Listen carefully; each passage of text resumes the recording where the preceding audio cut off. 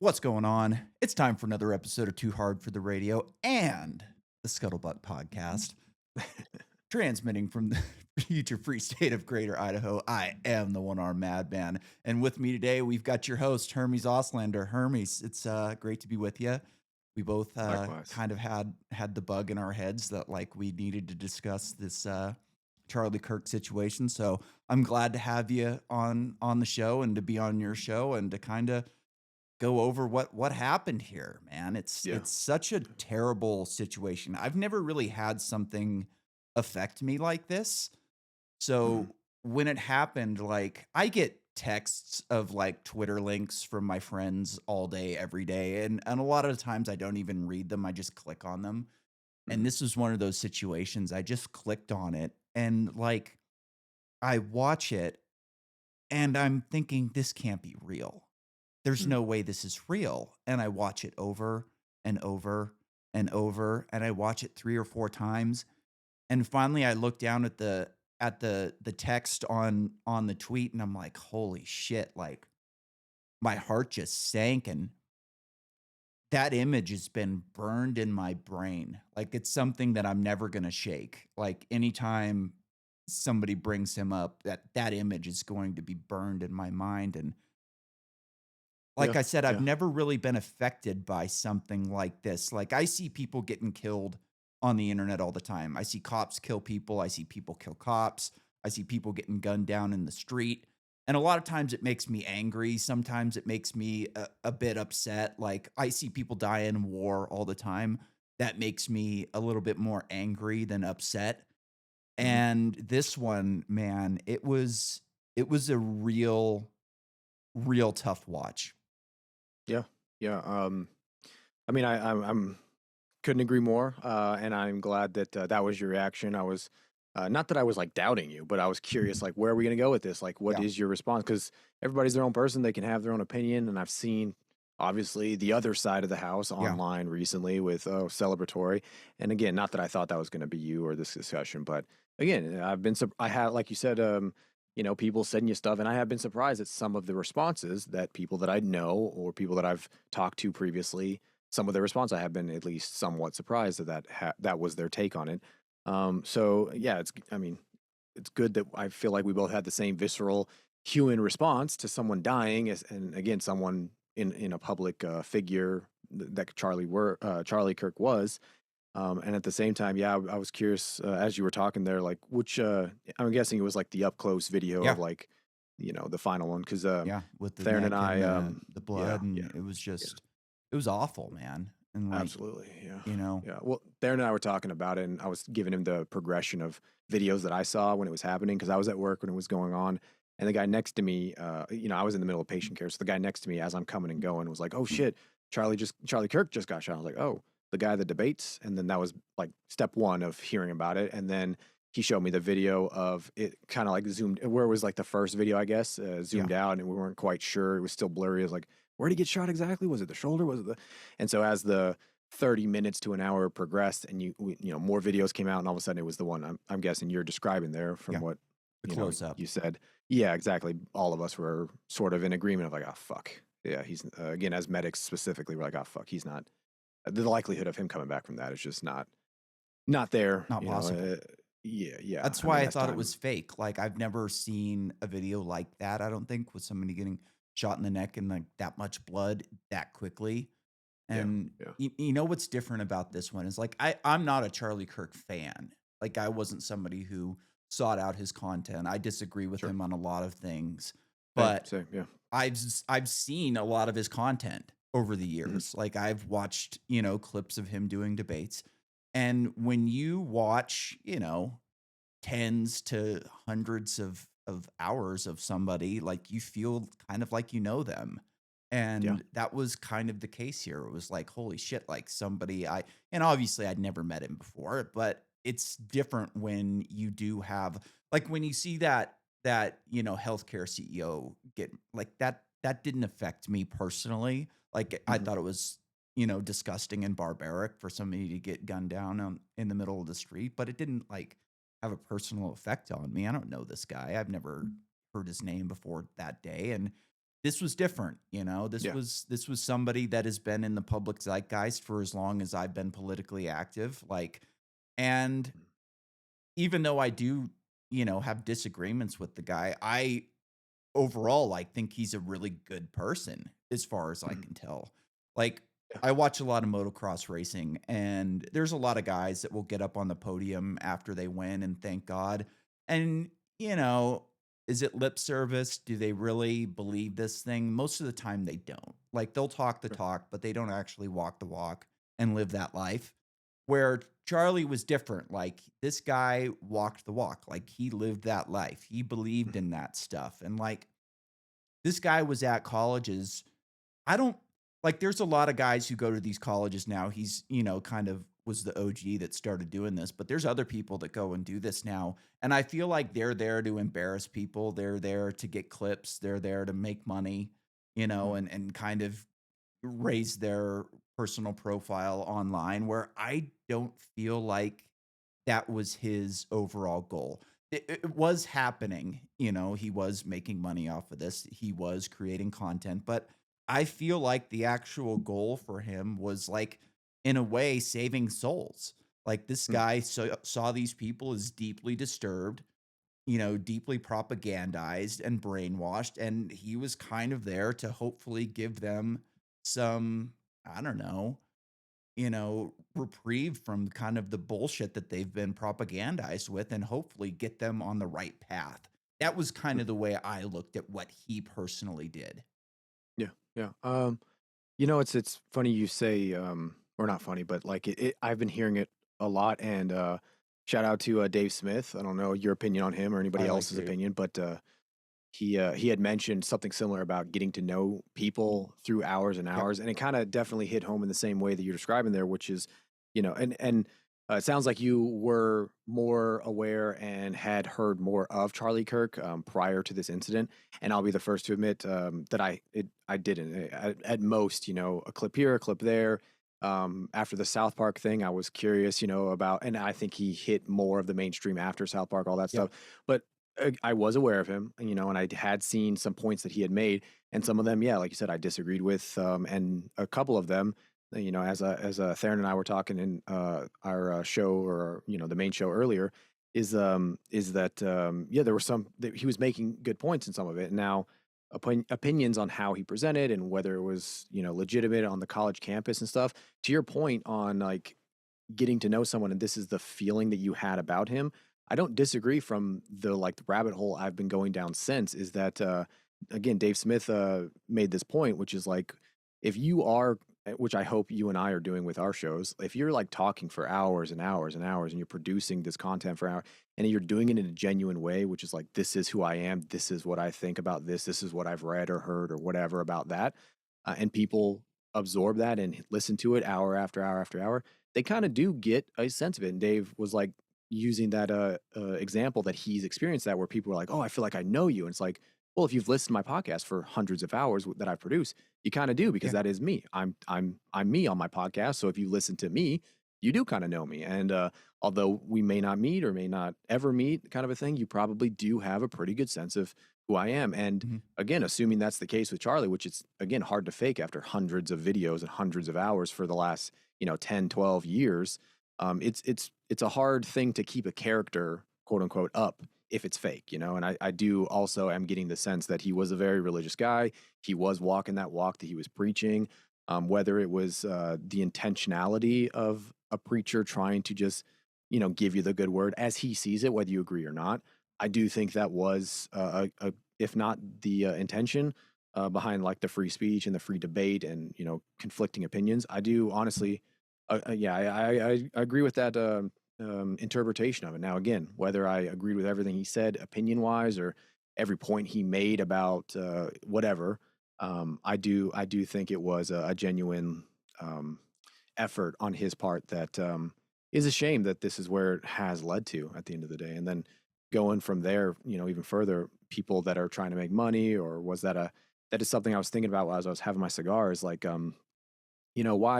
why a lot of us do this. And some people I know do it for the money. Some people are in it for fame or whatever. And I was thinking, whether it's my art or whether it's this show, I was like again, giving that moment of self-reflection, I think a lot of people are doing right now is, yeah, why are we doing this? And I think it is hopefully for that same genuine reason of conversation and conflicting ideas and new ideas. And oh, I hadn't thought about that.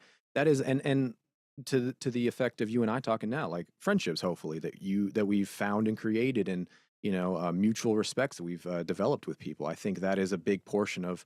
I don't think it is 100%. Just speaking for myself, why I want to continue doing this and why Yeah. I think Charlie wanted to continue doing that. If a side effect of that, or a result of that, is people know your name, or know your beliefs, know your opinions, and you get notoriety, hopefully money, so you can keep doing it, that kind of thing.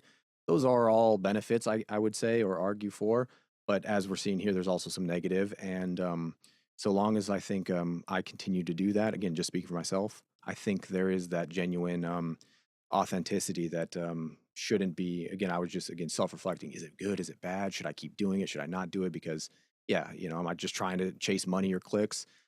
Theron and I joked about it, but yeah, as long as you're not, and I don't think I am, I don't think you are. No. I think the same impression can be said, and I agree with you that I believe is what Charlie was after too, When for I sure. decided to do this, like, money was one of the contributing factors. It was, I was looking at my life and what I was capable of doing and what type of work I would be doing in the future. And it was like, you know, I could go and kill myself bartending for 40 Yeah. hours a week and not make a ton of money here in Idaho compared to what I was making in San Francisco.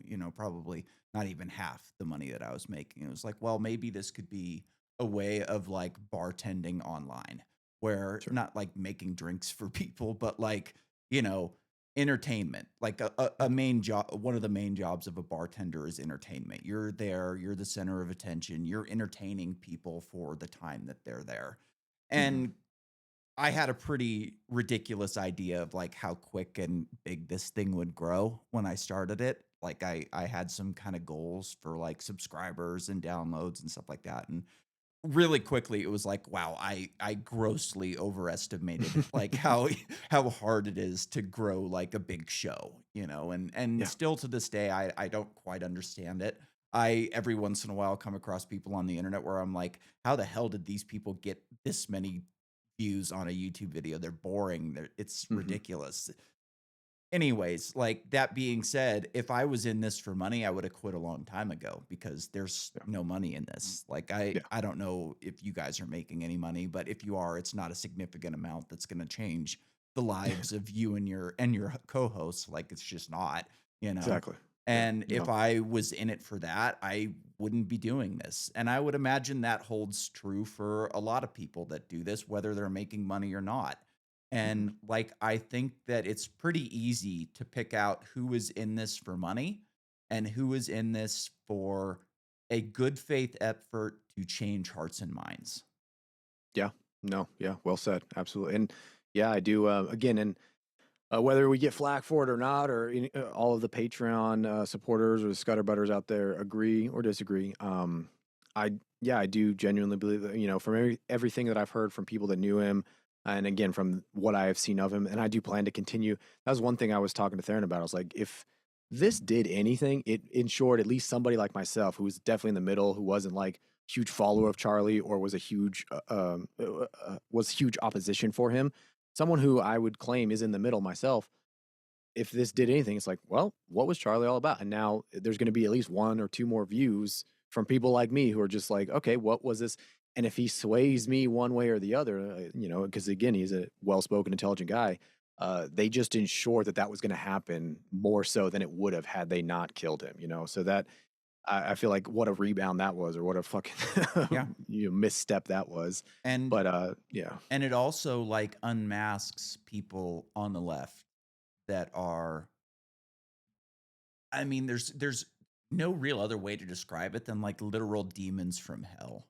When you watch the their celebration. reactions, their gleeful reactions, when you look into their eyes and there's nothing there, you know what I Mm, mean? Like, I you know, yeah. I've come across a couple of these people in real life. Like, I remember when I broke my shoulder snowboarding, I was in like the EMT station Mm, getting looked at. They were making me a sling. I was getting ready to drive down the mountain, And there was a guy next to me who had nothing behind his eyes, and I'm looking at this guy, and I'm like, "Man, there is something wrong with this guy."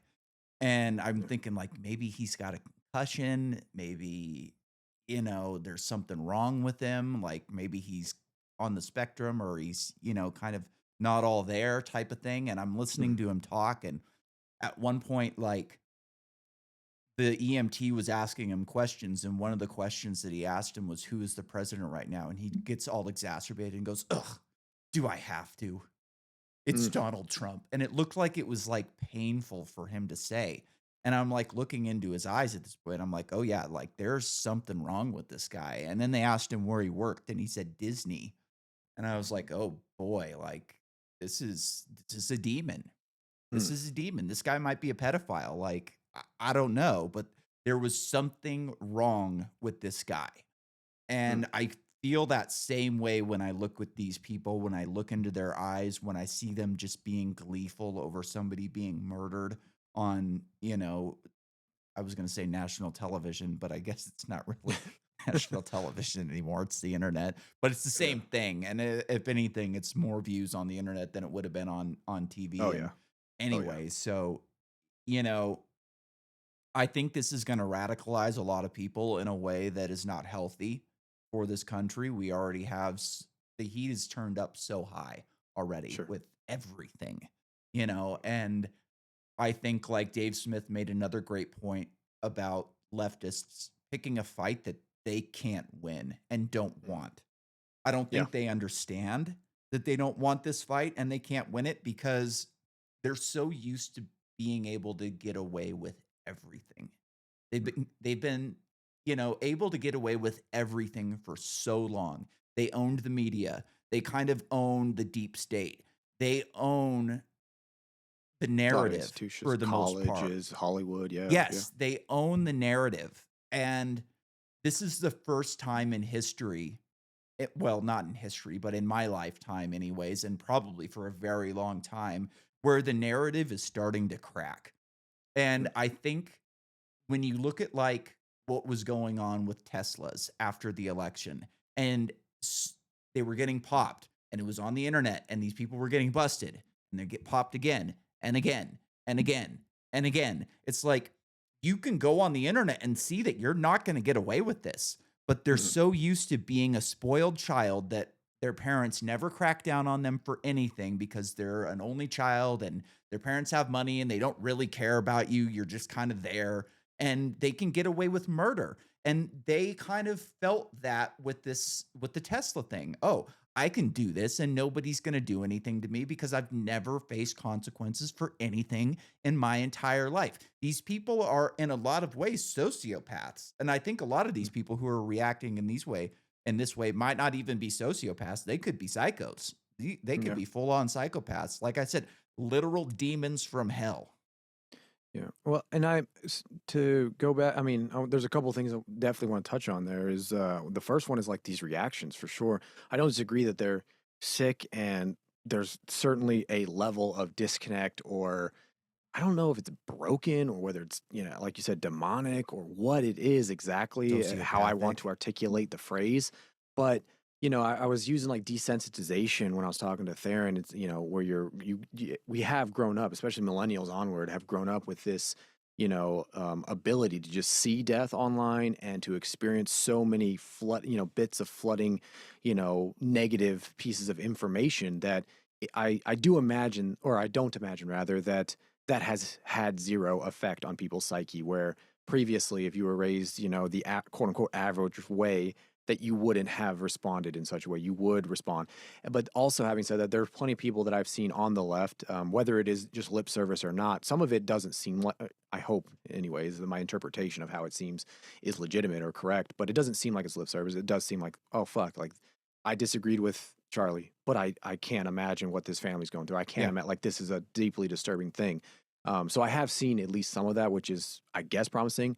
But it is still shocking to see how much sheer examples you can point to right now of people, even still. And again, it's in circles that I run with, people that I have known or that I do talk to at one point or another, where it's just like, no, you again, I don't know what that is, and again, whether it's the desensitization and maybe it's just like this lack of awareness on how bad it is because they're desensitized to it and because they run in those left circles or whatever progressive circles, and therefore it is some of that peer influence, and therefore they know that they're expected to respond a certain way, or they see others responding in a certain way, and that goes into the question of like what are the consequences of that. Putting a pin in that for a second, I think, because there is like I do want to touch on what these consequences should be because it is ironic to see some of these back and forth discussions on what the consequences are or should be. But as it relates to like whether it's like the response, whether it's again like desensitization, I think I don't know. I do wonder whether or not this is going to be that, like you said, further polarizing, radicalization, if you will, or if it is going to be. I mean, I don't know that radicalization isn't the term to use, but that for lack of a better term, turning point Yeah. for a lot of those. Because, I'm using myself as this example again of someone who wasn't a Charlie Kirk fan, who wasn't deep into Charlie Kirk lore or hours of video. As someone who saw what had happened, and from what I've seen thus far, just from talking, like I've seen all this. Oh, he's a Nazi. Oh, he's a misogynist. Oh, he's a that. I'm someone who I pride myself on hearing it from the horse's mouth. I'm going to find out whether or not that was the case. And if it's not, it is just another clear example of people like me who are going to be mostly in the middle. And now you're pushing to, I saw a little cartoon recently where it shows a stick person and they're in politically in the middle, and it shows the I right and it saw shows the that too. left. And the left is like, oh, we need civil rights for everybody. And it's like, oh, I agree with that. And then it shows like 10 years later, and the left is now on the progressive side. And it's like, we need reparations. And the right is still like, oh, that's kind of crazy. And basically the point of the cartoon was the right basically has stayed mostly stable in terms of a lot of its representation and a lot of its talking points, whereas the left has gone further and further and further to where all of a sudden the middle is now quote unquote the extreme far right when it Mhm. hasn't changed. The middle has just stayed where it is, and you keep shifting the goalposts. I do think that is something that has been happening, and this is a clear example. Again, if Charlie Kirk, from everything I've seen, this is the case, has just been talking on campuses. Say what you will about his point, say what you will about his opinion, say whatever about his religious background, anything like that.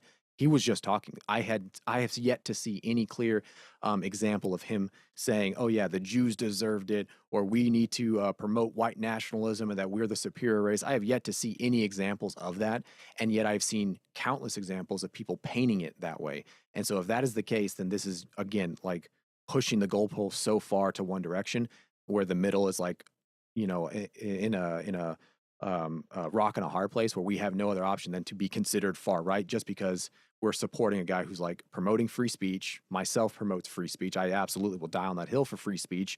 And you're telling me that's grounds to shoot someone. Again, I think you need to take a look in the mirror as to what part of the spectrum you're on. If you're saying, well, fuck that guy, he's promoting hate speech. No, no, we know. I am very much on the side of like, no words. There's no such thing as this Yeah. words or violence bullshit. There's no such thing as hate As speech. It's time has just gone on, I've been getting more and more sick of hearing that, and I think this is the catalyst that definitely puts me in the realm of confidence of saying, no, no, no, there is no such thing as words or fucking violence, short of saying, hey, you, and me, we're gonna go over there and kill somebody. That is the closest thing to words or violence that I could possibly say, and even then, that is not the same as taking out the gun and shooting someone in the fucking neck. I just yep. there's no way to square that circle. No, this is absolutely, again, lack of a better term, a turning point for anybody who was maybe in the middle, maybe unsure. No, this is absolutely the line in the sand. I just hope that the radicalization that you and I are talking about is for conversation, is for debate, is for the opinions that everybody's holding, not for violence. Because I have seen that where the right's like, oh, to your point of Dave Smith's, and I listened to that whole episode of his. He wasn't calling for violence, but he was like, I don't want to be tempted because it's so tempting to Yeah. go down that route of like retribution, of revenge, because we're all feeling it right now. But I have seen a lot of people calling like, nope, that's it. The fire has started. It's on its way. This is done. And I really hope that's not the case because, as someone who does love this country, that is that's a zero sum game for everybody. Like everybody involved here. That is bad for all sides. That is Yeah. bad for everybody. It's bad for every kid out there. Yeah. So I hope it doesn't go there. There's a lot of ex-military militias and really badass people in this country Sure. that you don't want to give them a reason. Like if you start Yeah. giving these people a reason, it's going to be bad for everyone because they Exactly. are Yeah. you know better than I do because you've been around these people more than I have. Like, I went to line school with a lot of ex-military, and I talked to a lot of them about, like, their time and over in Afghanistan and Iraq, and these are Hard, scary yeah, people. They're sick yeah, people, you know, like, my roommate at the time was, a machine gun door gunner on a helicopter and killed probably hundreds of people and yeah, slept fine at night. yeah, You don't wanna give somebody like that a reason because sure, that's freaking scary. And as far as, like, exactly. the thing on hate speech, like, I look at hate speech, all that is like a buzzword for words that I don't like. It's no Hmm. different than wrong speech in 1984. Like, Hmm. I think you should be able to say whatever the fuck you want in this country, but that does not mean that there shouldn't be social consequences for it. Like, you Yeah. shouldn't be able to call for violence. Like, should it be illegal for these people to be gleeful over Charlie Kirk's death? Absolutely not. But should Mhm. they get fired from their jobs and have social consequences within their hometown and their, Yeah, tight circles? Absolutely. There should be yeah, all kinds of social consequences for speaking that way because it's sick, it's un-American, it's anti-human, yeah. and it's and I've heard people say too, like Dave Smith made this point as well. Like, I don't want to keep quoting Dave Smith on this, but he that was a great podcast. Like you said, I Yeah. listened to the whole thing as well. Charlie Kirk was a moderate. He was not a far right activist in any sense of the term. Like, he was an absolute moderate.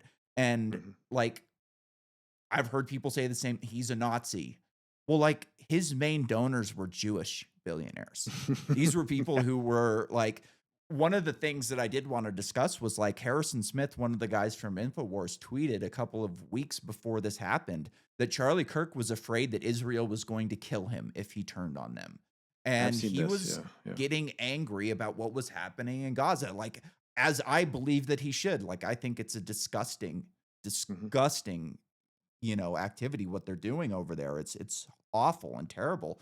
And to call him a Nazi when he's literally propped up by Jewish billionaires who are Zionists before Mhm. Americans in a lot of ways. And like, I don't think that TPUSA would have existed without Zionist mega donors because it's expensive to do what he did. It's Yeah. very expensive. I don't know how much money he's making just on donations from normal people, but it's not enough. It's not Mhm. enough to do what he was doing. It's not enough to Mhm. fly private around the country. It's not enough to, have security. It's not enough to have, how many editors and producers and, all those types of people is he hiring to be able to put out all this content and to be able to travel and schedule. Like, this is Mhm. a multi-million dollar operation, and you're not getting that just from, donations from college kids who don't have any fucking money, right? Yeah, sure, sure, yeah, yeah. I mean, yeah, that's it's good. It's a good point there. And I am curious because I've heard a lot of this and that of like, oh, he ran the nonprofit, and I would be curious like how the full logistics of it all, operated for it. But money, I guess, aside, I am curious about some of those conspiracy portions of the conversation, whether we get there or not, because there are some questions I have.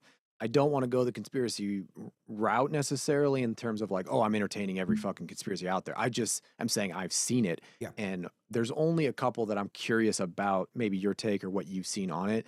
But I will say, like, the internet is a funny place that it's going into a wild direction. I'm like, really? Like, there's, like 9/11 was strange for X, Y, and Z, but you didn't have to take it into like energy weapons from space for it Yeah. to be weird, you know? Same thing with this. It's like it doesn't have to be a Mossad agent that was in part of his security team that was with him for the last decade plus that decided he was going because he said something about, oh, maybe we shouldn't be bombing Palestine every other fucking day kind of a thing. I don't think those two are equated. I think it's kind of a reach to go that far. I don't know again what was it, Harrison? You said Yeah, was Harrison mentioning Smith. about it. But at the same time, again, this is the only caveat I'll add to that statement. Um, would it surprise me that the world we live in is dark and nefarious and has shady shit going on behind the scenes? And this, if anything, again, if there's further division to be sown, is this not a great catalyst or a great example of hijacking said tragedy, just like 9/11 or just like COVID or anything else? Absolutely. Would that surprise me that people would do? No, not in the slightest. So Yeah. that would be the only caveat, I guess, to it. But I guess I don't know. coming full circle, back down to the principle of it is like, what is this ultimately like? What purpose does this serve? You know, and again, if everything's at face value, exactly as again, Theron was saying, don't attribute anything to malice. What you can attribute to ignorance, right? Yeah. I think that goes a long way, especially in this situation where there's a lot of people involved. So naturally, there's going to be a lot of ignorance involved. And as far as the internet is concerned, we're no stranger to seeing idiots online, Yeah. whether it's responding or otherwise. But to the social consequences of it all, I don't. Somebody, a friend of mine isn't from the states, but is always on the side of like, yeah, you're free to say whatever you want, but you're not free from the consequences. Yep. I've always disagreed with him in the vein. Now that we have this context to prop ourselves up for, jump off a springboard off of, I've always disagreed with him as it relates to like the state, right? Because that's what the First Amendment is all about. It's limiting the powers of our government Mhm. to persecute us, right? We have the freedom to speak and also free to not be persecuted and arrested and, executed or whatever from that speech. Yeah. But as it Regressive relates to, yeah, government is in the First Amendment. yeah, and but does the First Amendment protect us from, our friends from saying, "Hey, that's shitty, you said that," or "Oh, that opinion you have, I disagree with." No, it does not, and it's never going to, and there's nothing that could. So I do, you know, I mean, I'm gonna have my own beliefs. So I was recently at this shooting range. To your point, to of let's not start this fight for these ex-military guys or militias. I was this yesterday. I was getting a another pistol call. We were doing a lot of like speed shooting and like holster shooting and stuff. And the guy, the ex-marine, ex-cop that was teaching it, there was like a moment, in the break where we're having lunch and we're all just shooting the shit about this and that. And one thing that I think is a great, and I 100% agree with, and I hope this doesn't come off the wrong way to any of the patrons or to your audience that will listen to this after the fact.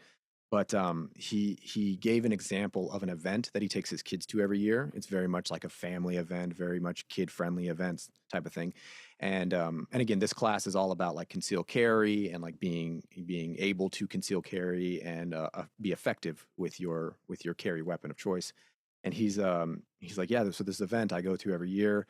It's a great event. It's a lot of fun. You should definitely check it out if you have kids, that kind of thing. And he's like, but just like so many other events and areas, whether it's schools or churches or whatever, oftentimes there's this, oh, it's a gun free or it's a weapon free area.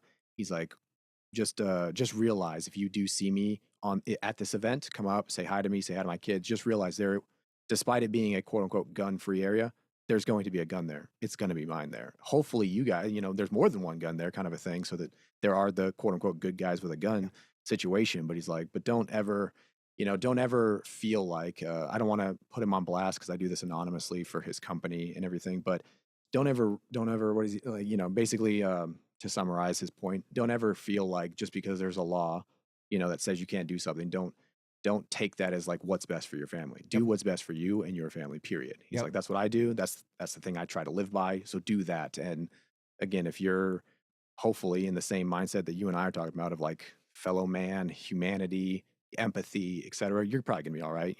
Yeah. So Yeah. I Do think that the goes a long way when it comes to these militias and stuff. Don't start pissing off people like that who are there protecting their family, and then if a riot pops off, don't expect them to just sit there idly and be completely fine with like turning the other cheek. Because with a situation like this, with the powder keg that we're talking about, again, I hope it does not go there, but do not expect them to sit there and be like willful victims of, I don't know, as Dave Smith, again, quoting him as we continue to Yeah. do, as he said with like these Antifa people you see that are like all tatted up or like dressed in black, they look, oh, they have a skateboard, they might do some damage. And then the first instant they get punched in the face and they let out that little squeal, you realize like, oh, you were role playing, you were cosplaying. Don't, I think with the powder keg that it is right now, don't expect that that's the only thing that could happen, because now we're talking about life and death. People who actually are effective with their guns. Who, again, we were doing a lot of timing drills. Who can shoot off? Who can pop off 4 shots effectively, very accurately in less than a second? That was myself included. Everybody in this class that we were doing it with can effectively, very quickly, 2 to the chest, 1 to the head, in less than a second. So do not expect that this is going to just be another role play event for you if this continues down this escalatory, road. I hope it doesn't, but to your point, to Dave Smith's point, just realize what fire you're kind of playing with here. It is not it is not a safe and very, conducive environment to a good result. Again, it's bad for everybody, but Yeah. it's certainly going to be really bad for a specific side that continues down this road. If you know what I mean? This isn't a movie. You know, these Yeah. people like live life like they're in a movie where things just progressively get better all the time and they view themselves as the good guy, right? And the good guy always wins in the movie. That doesn't Yeah. happen in real life, right? Yeah. Like Yeah. I agree with you. Like in the no gun zone, you carry and you deal with the consequences later if you have to use it. Like I have a family member that drives through Oregon through a really desolate place with nothing, no cell service, no towns for 100 or so miles, right? And I Yeah. tell that person, take your gun with you, and if you have to use it, you deal with the consequences later because you're Yeah. at least you're alive to deal with the consequences. Where if you're not, if you don't take the gun, you may be dead, and then you Yeah. don't have to worry about the consequences anyways, right? Yeah. So Yeah. like unfortunately, like for me, I'm very cynical when it comes to government right now, and I agree with you. You should be able to say whatever the fuck you want about the government because a lot of the time, they're especially, I would say that the deep state in general is more of the left wing, Seems like. and I think that they are kind of more towards the communist end where they want total control of the country, whether they give us money or like they want a socialist Hmm. country, they want total and absolute control. Like the Yeah. United States government is the most powerful group of people that has ever existed in on the face of the planet. It's not even close. Yeah. And Yeah. control over that power is a fight to the death, right? Yeah. Like these Yeah. people are going to do whatever they can to hold the ring of power. Like Hmm. they want that ring. They don't want us to have access to it. They don't want it thrown in the volcano. They want to wield it, right? Yeah. Yeah. And unfortunately, like when I look at situations like this, I have a hard time believing the lone gunman narrative. I Mm. look at this and I go, God damn it. Like, I feel like there's something else going on. And Mm. I wouldn't go as far as like, did Israel have this done? I don't know. Did the FBI do this? I don't know. But I look at like, you remember during COVID with the Governor Whitmer Yeah. assassination attempt, where it turned out that like there was one crazy guy and a bunch of Yeah. FBI agents that were all like pushing this Egging him guy to on. Yeah. do what needed to be done for like clear political purposes. This wasn't to like take out a governor that they didn't like. It was to trash the right wing America and Hmm. make it seem like, violence is okay when you're Hmm. dealing with right wingers because look at what they do when they're Yeah. left unchecked. Look at what they do when we allow them to have guns. Look at Hmm. what they do. Look at how Yeah. sick these people are. And it's like I look at this and I go, was Mossad behind this? Was the CIA or the FBI behind this? How did this guy get his guns? How did he get radicalized? He was talking on Discord servers. He wasn't on Twitter or Facebook. So, like, Yeah. what got him into Discord servers? Who was Hmm. he talking to on these servers? Were these people that he knew, or were these anonymous accounts with, you know, stupid names that nobody could ever track? Like, Hmm. I look at that and I go, how was this guy radicalized? Yeah. There was a Yeah. video going around that supposedly showed him getting into a debate with Charlie Kirk, but it ended up getting community noted by Twitter. It wasn't him. Yeah. It was fake. Yeah. Yeah. I So, saw that one. what led this guy to do something like that? Is he Hmm. crazy? Is he just some crazy trans activist and gay rights activist that just couldn't stand to see Charlie Kirk debate with people on the Hmm. internet? I don't think so. I and I have no evidence to back this up. I was listening to the Tim Dillon show before we started this and I didn't get through the whole thing, but he had Max Blumenthal on and Max was talking about like Charlie's ties to Israel and like why Israel would want this done. Essentially, his take was that like Israel created TPUSA, they funded it, and they created it because they wanted young people to back Israel and that they could not stand to see them starting to turn. Charlie had Dave Smith come on and do a debate with I think his name's like something Josh Hammer. who's just Mhm. a Zionist propagandist from Newsweek, and, like, Dave got a lot of cheers in that crowd, and I would imagine for the Mossad agents, because whether they're backing him or not, Mossad watched that interview. They watched that debate, and they went, "This isn't good. We Mm. can't have this."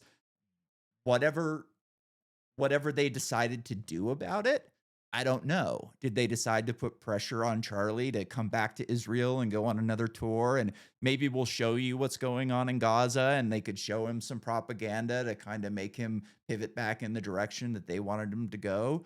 Did they decide that, you know, we need to give him more money and hopefully, pressure him to go in the direction that we like? Or maybe will take money away and these big Mhm. donors are going to stop donating so much if he doesn't change his tune? Or did they decide that more drastic measures needed to be taken? I Mm. don't know. Like, I don't think that there's any evidence to show right now. It's too early, Mhm. and in all like likelihood, we're probably never going to know what actually happened. We never Mhm. seem to do know what actually happened in situations like this. So I wouldn't expect that we're going to for this one. Um, Mhm. Well, I'd Kennedy. be curious though. I think these are all good questions that I hope, because again, I've started to ask them and I've started to gather my own data, right? And I think that's one thing, that the community notes, like you pointed out to, is good to demonstrate. Is some of the things like again that I've seen pop off out there, um, is are just like yeah, absolutely. That's so easy to debunk very quickly. Yes. And then there's the other side where it's like, okay, this isn't easy to debunk, but does a lack of evidence prove that it's a thing? Right? There's always that old statement, right? Just lack of evidence isn't evidence for the thing that you're looking for, right? That's easy to fall. That's an easy trap to fall into. But at the same time, again, as far as it, so like, does Mossad are there incentives or are there motives rather for various people to not like Charlie Kirk? Yes, just like there's a million motives out there to dislike pick the person you want. Any Dave Smith, as we keep saying, Mhm. or anybody, right? Of course, there's always that possibility that you're going to piss off the wrong one. And as it relates to the deep state and these huge, powerful, like black site, black budget ops, whatever they are, whether that's the rogue portions of our government or any other government. Yeah, that's always the fear, which is why I think it is so important for the average citizen to take these things seriously and to do your research and to know what the fuck's going on in your own country and your own government, which unfortunately ours and so many other people with the internet, being such a distraction and with all of these, basic needs met, if Big Daddy government supplies your roof, supplies your food, you are completely, to your point, not only do they have complete control, but they have complete dependency from you. And it is a much harder situation for you to get out of, just like an abusive relationship, if you're completely dependent on your abuser. And I do think majority of the population right now is in that situation because we've taken it for granted for so long. But all that set aside, there is one question I'm curious. Now, this is just from my own data collection, and I don't want to sensationalize anything for my patrons, for your audience members, but part of our entertainment value, we'll say, is just thinking critically and looking at things that look a little weird. One of which was the series of events following the shooting. Now, there's again all of these like videos I've seen. Oh, it was his security guard. Do you see that like object under his arm, or why is he filming on this perspective, or what is that a hand signal to the Yeah. sniper? It's like again, all of that seems so far exactly, yeah, so far out of left field for me. I'm ready to be proven wrong tomorrow, today, very next second. But as someone in the military and knowing too many examples of like legitimate ops versus what people presume, especially the uneducated or ill-informed, presume to be an op, is gross when it comes to something like this. Now, having said that, when it comes to what I have collected myself, based on the facts as they have been presented thus far, like you said, it is very early. One of which is the model in which he supposedly the picture of the gun that was wrapped in the towel in the woods.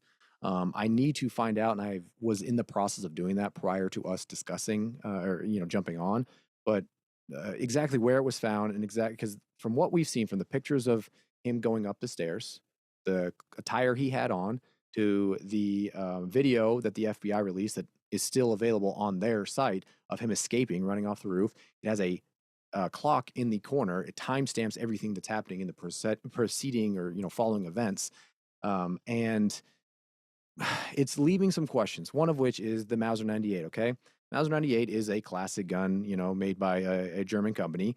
A lot of those post World War II and Vietnam were what's called sporterized, right? Which it looks like this modern version of the picture that they produced. The FBI saying that was wrapped in towel was definitely a sporterized. If it is a Mauser, I'm not 100% the differences in it, but I have a couple pictures, a couple manual breakdowns of what the Mauser 98 and some of its variants are and what they are looking like post sporterization, if that's a word.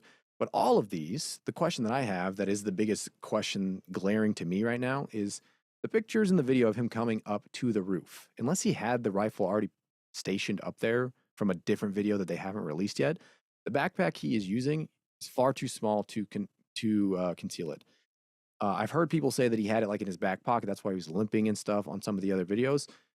There's clear I don't think examples, and so. I have the pictures saved right here. I don't know if we want to share it with you, If you want Nick, to. but yeah, I mean, if I can, there's one right here I can show you. Clear indications of him bending complete. He has perfect mobility of all of his limbs. There's nothing here. Let me show you this one. Photos, boom, shared. If you want to accept it, Yeah. he has perfect Okay. mobility there. Yep. Perfect mobility there. And you see the size of this bag.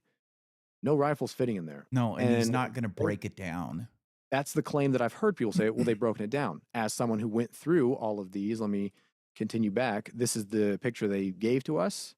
I've heard some back and forth on what model it actually is, but according to, again, just the facts that are released publicly thus far, the FBI is saying it's a Mauser 98, whether that is or isn't. These are all the parts and pieces of a Mauser. You You can't can't break break down the down stock. even the stock. Exactly. Even the stock and the barrel itself are too big for the bag that he had. Even if he was somehow able, and there is a quick way to do it, quote unquote, quick way to do it. But if you go to, as I stop sharing here and share this video with you, if you look at the video that they actually shared, which is this one right here, the timestamp that they have in this corner right here does not give him even a second between getting up from that corner, sprinting to this other corner. So if you're telling me in less than a millisecond, he disassembled, threw it in his bag, and was able to run off with the same size bag that we saw that I just showed you in that picture, and then pop off this roof. Now, And then um, reassemble it in the forest. and then so these are the facts that are questionable. Now, am I ready to be proven wrong? Absolutely. As you just saw him drop there, that bag that he's swinging, I'm sorry, it's Empty. just not big enough. As someone who has, I wouldn't say a lot of guns, but someone who has more than one and knows what it takes to disassemble guns, even a pistol can give you a problem in the field where you're trying to field strip it and break it down. And you're talking about during a very high stress adrenaline dump situation for someone who is an amateur, having just shot someone, doesn't even know if he did the job fully. You're telling me he, in less than a millisecond, broke it down, stuck in his bag, was able to jump off in a bag that won't fit it, even the stock by itself? Question number one there. Now, I went through a lot of the Google images. Now, this is going to make me sound like one of those internet sleuths. Maybe I'm a little crazy, but when I fixate on something, I tend to go down and answer the questions that I'm trying to answer if I can. And one of them, giving all of the pieces benefit of the doubt right now, the only way that I can see this happen, which I have yet to find the piece of information I'm looking for, is where it was actually located. Because going along the Google images, the building he was on does have, even in that video I was just showing you in the picture, have some quote unquote wooded areas. The whole area that this school was in and all the suburban areas around it is not what you and I would call wooded areas. As someone who's from like the Pacific Northwest, Yeah. like my idea of wooded areas. I'm from the West Coast too. I'm from Northern California, redwoods. Yeah, then you know what a wooded area is, or how you define a wooded area. Now, based on what they're describing as a wooded area, are they just dumb and they are describing anything with a tree as a wooded area? I'm going to give them the benefit of the doubt and say yes, because right along that same building, right along the side of the building that he was shooting from, there is quote unquote a wooded area, which is a group of trees that Google Earth looking down on can't see, let's just say, the grass underneath those trees. So, having given them that benefit of the doubt, the only way that I can process and compute without anybody even helping him, because that's another unanswered question, was it just him? Did he have help from his roommate or anyone else? Is that he took the shot, immediately chucked the rifle to his left hand side, into this wooded quote unquote area and then booked it out to the back of this building. This is giving absolute every benefit of the doubt. And then it was recovered from said area later on after he made his escape with this bag. Now, every angle that I've seen from the blurry photos and the blurry video that the FBI has released does not match any of this conjecture that I've seen thus far, which is he broke down the gun, that he went up there with the gun, shot, disassembled, ran off the roof. I'm sorry, I from just the facts that I've just laid out there, I challenge anybody to prove me wrong on what I just displayed. The only way that it makes sense that it could work is he took the shot Left before the he even gun. stood up out of the prone position, threw the, scooted the rifle right off of the edge of that roof into the trees onto the left hand side of that building and then booked it out. That's the only way that it makes sense. And if that isn't the case of where that rifle was found, which is the piece of information have yet to find, doesn't sound like it was found there, but I hope that's what ends up being the detail that I'm missing. It was found in that quote unquote wooded area, because I just do not see how it makes any other sense outside of, especially as you're pointing out, the lone gunman story. I do not see from the facts and the information and the data that they've displayed and released to us publicly makes any sense. That is the only way, giving every steel manning their argument, that this could ever make sense and happen. I don't know. See, Where are we at with that for you've you, dug bro? into this aspect of it far deeper than I have. I didn't know a lot of that stuff. I hadn't read into like the gun, and the first thing I thought of is like the fact that it's a Moser, a German gun. Is that symbolic of I'm going to shoot a Nazi with a Nazi With a gun? Nazi. You know what I mean? Like that was kind of my first thought when I knew that it was a Moser. I didn't know, like I didn't know what type. I didn't see the breakdown of it. I assumed it was like an AR style rifle. I didn't think it was a hunting rifle. Mhm. Um that is very weird. Like as I'm looking at that video of him jumping down, I didn't see any wooded areas anywhere No. near the Yeah. building that he was like maybe they're talking about like a couple of trees in a Yeah. garden type area that's to the left of the video where we can't see, but Mhm. I don't know. And you have to wonder like if he didn't bring the gun up onto the building with him, how did it get up there in the first place? Mhm. Who brought it up there? Did he sneak out there at night? And we A have different you time. would Yeah. think that those cameras are working at night, right? So I where's hope the so. rest of Yeah. the video? I, Exactly. if the government really wanted to be transparent, they would release video from those, security cameras from the last 48 hours before the shooting to see Mhm. if somebody had gone up on because they've checked. They have, They have right? to. Yeah. Like If anything, that's they've gone yeah. through all of this crap. So if we had a government that actually wanted us to know the truth, they'd say, "Hey, look, here's security footage from this building for the last week, just to Yep. be Somebody transparent." security missed him at this time. Here he is, clearly with the rifle and a rifle bag around his shoulder. He clearly went up there the day before. Like those would be pieces of evidence that I would hope are on their way, if not already part of the conversation that, oh, this is how it happened. At least, you know, there needs to be that piece of evidence, because I wonder. And I know, like I said, I don't want to sound crazy. I don't want everybody to be going down the rabbit hole, but I'm presenting what I've just very basically, very quickly, within an hour or two, found just on something that I was like, that doesn't, where's the right? Like when they were jumping down, I was like, did he have the rifle? They're claiming he had the rifle, jumped down, and hit it somewhere else. Now, and again, I was giving myself the benefit of the doubt of like, maybe I misread that. Maybe I misunderstood. Maybe they misspoke, that kind of a thing. But from what they have released, he does not have the rifle when he jumps down. No. Even if There's he just no did, way. let's give them the benefit of the doubt and say that he did break it down and put it in that bag. That bag looked empty when he dropped down. When That he's, bag yeah, would be heavy if it heavy, had a gun exactly. in it. And when he dropped down, it would have been clearly weighting one Yeah, side of yeah. like I was watching that and it looked like that bag just was there. Was it? It's an empty bag. It was an And empty not only that, bag, though, you I know? said the timestamp in that corner. They have, and there's no And way to fake this timestamp based on videos of Charlie getting shot. What the video, that was recording him getting shot says, he was shot at 12:23.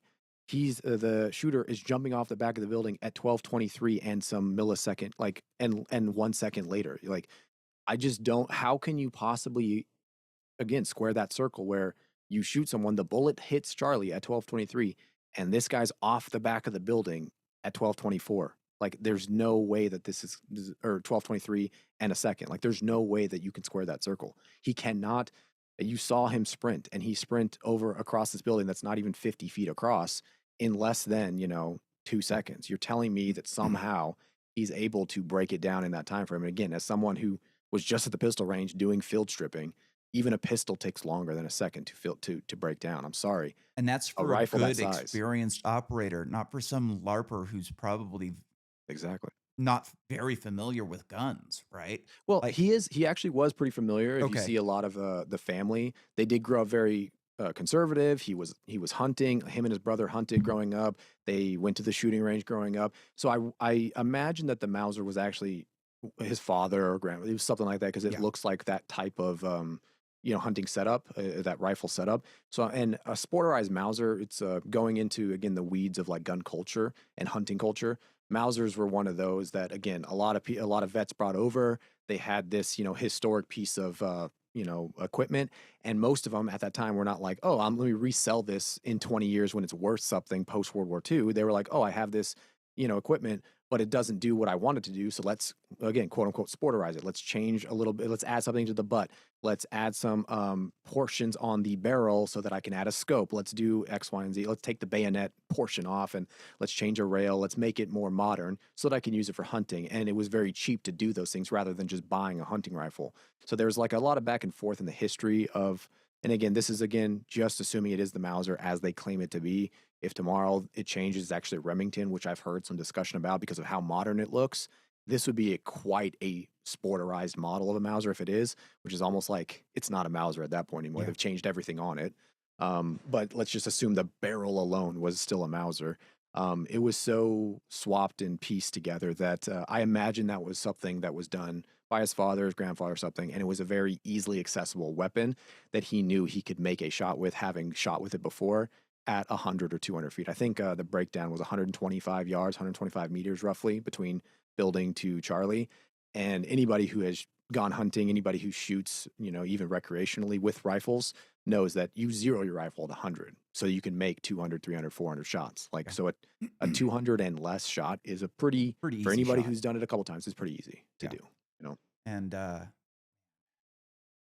what a Sorry to rabbit go hole. down that No, yeah, that it's rant, that good rabbit hole. because like I didn't know a lot of that stuff and like it's really got my brain freaking cranking on this. Like I'm gonna have to fucking think about this all night now because these type Yeah, of that was things me. bother me too, and like I I really I had some faith in like the FBI being a better a better institution when they put Cash Patel in, but after this whole freaking Epstein thing, like, I have 0 faith in them whatsoever, and, like, I don't think that they're gonna be transparent on this, and Yeah, it yeah, just seems to me like if I'm extrapolating, I'm looking at, like, there was 2 guns. There's a gun on the roof, there's a gun in the forest.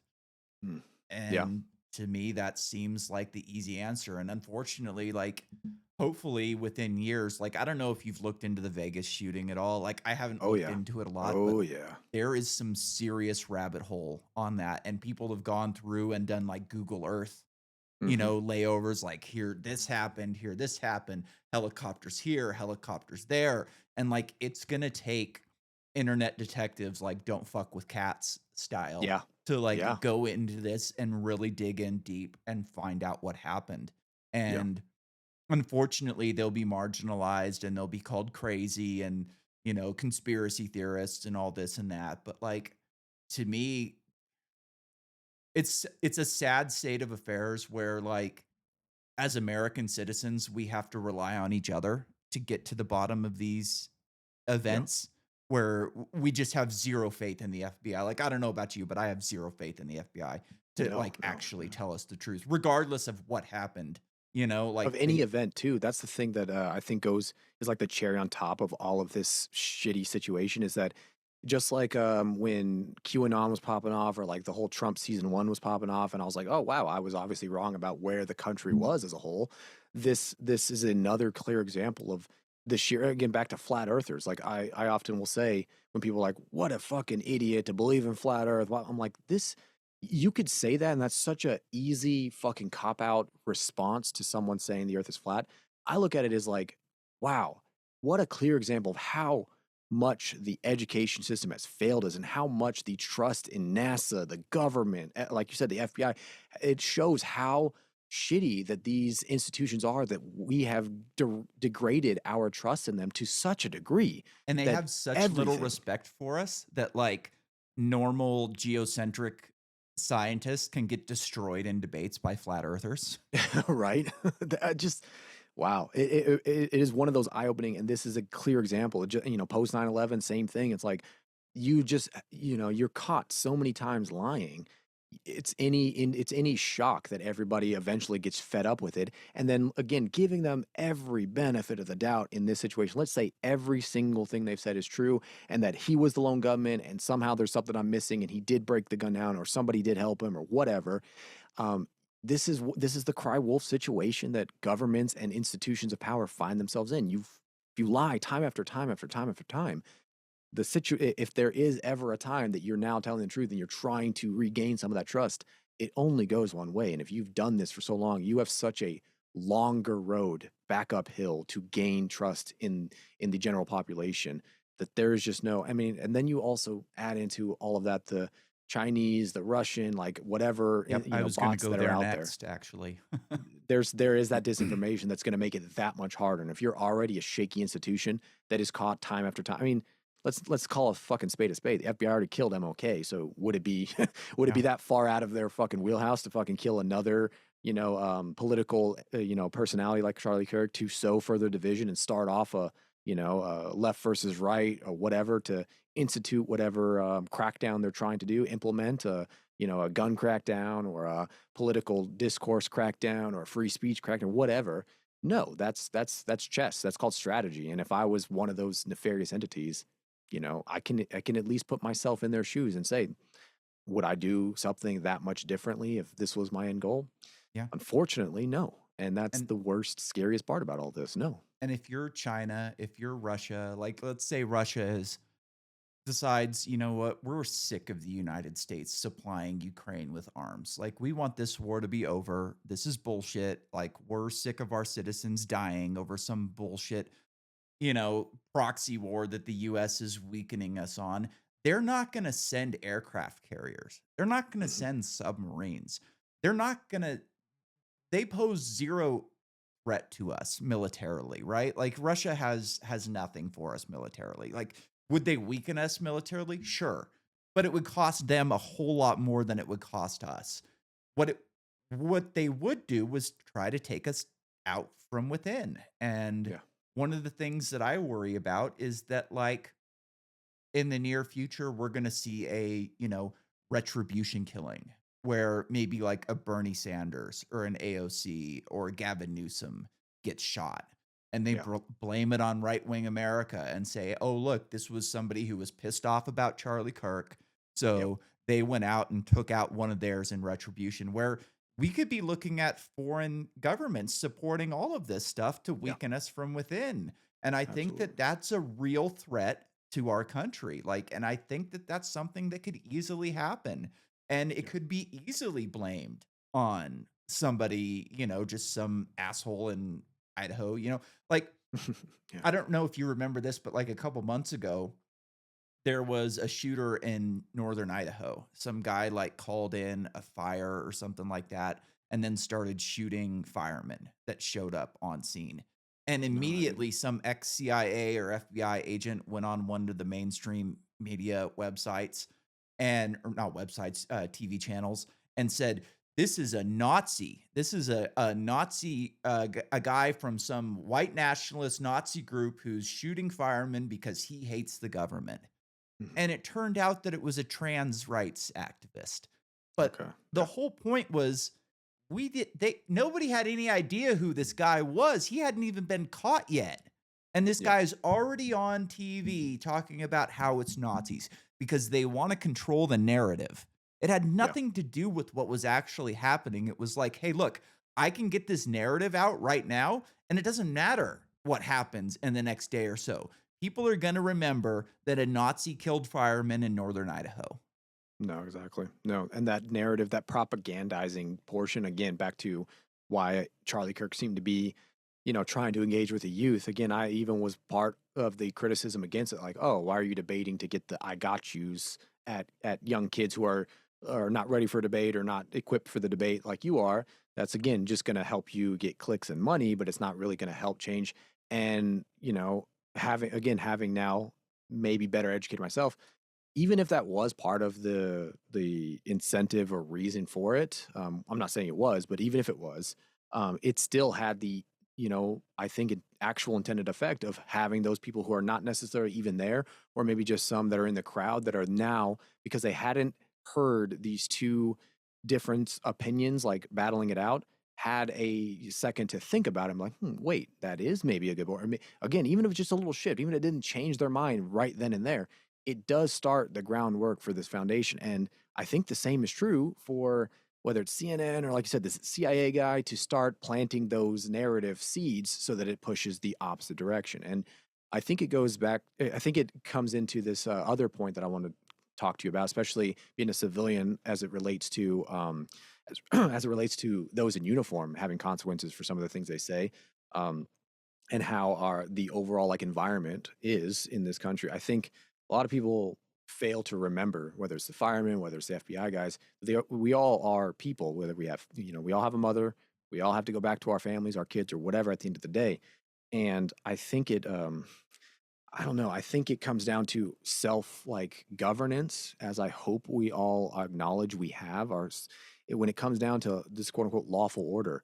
If there's an FBI director out there, because to me, I'm trying to like break this down. How do we solve it, right? And if the majority of the civilian population is like, yeah, I think this is wrong, I would never do that.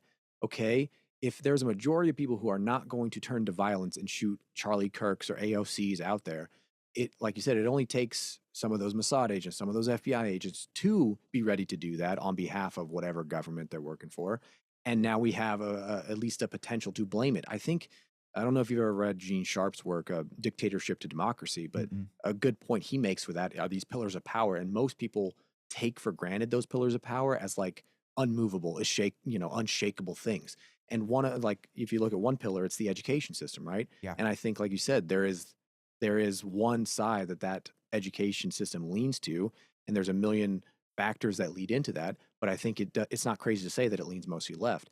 If there is a way that we could somehow get to Professor X and Y, and I have seen some debates recently surrounding this Charlie Kirk, where I'm like, oh wow, this professor actually legitimately seems like he's trying to show his students, despite them very much being like, oh well, from everything I heard about Charlie, he's a Nazi, and I've seen a couple of them like, well, I know that there's going to be something you agree with him. They're like, no, there's not. I'm like, no, he's hundreds of, if not thousands and thousands of hours of him. There's going to be something in there that you agree with, even if it's just like love for a rabbit. Like you're going to agree with something, and I applaud that. But these institutions, these pillars of power, as Gene Sharp describes them, there's education, there's the state enforcers, whether it's police and military. Like those are brackets that prop up the overall institution that is the government of power.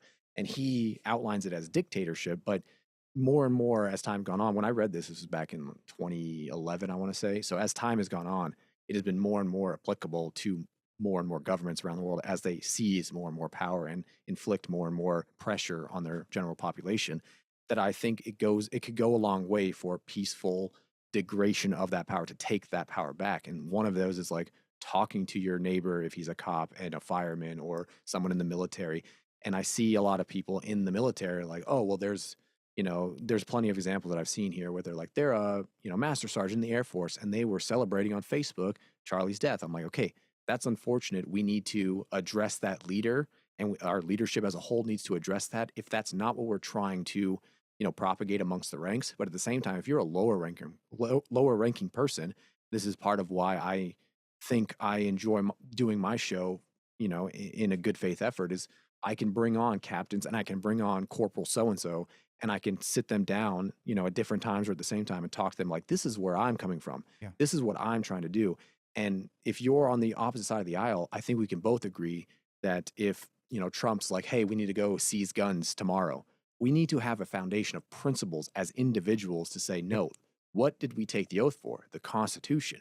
What do we actually know about the Constitution? What do we actually define that to be? Is it, Second Amendment is immutable? That is a fundamental right. If it is, then lawful order or not from a superior, we need to understand that that is an unlawful order because it goes against Yes. our oath. Like all of these things are something we need to bring out in the open and have the discussion about. And if you are having mixed ideologies amongst the ranks, I implore everyone to have that discussion. And it's again why I'm presenting this to you, Nick, as a civilian.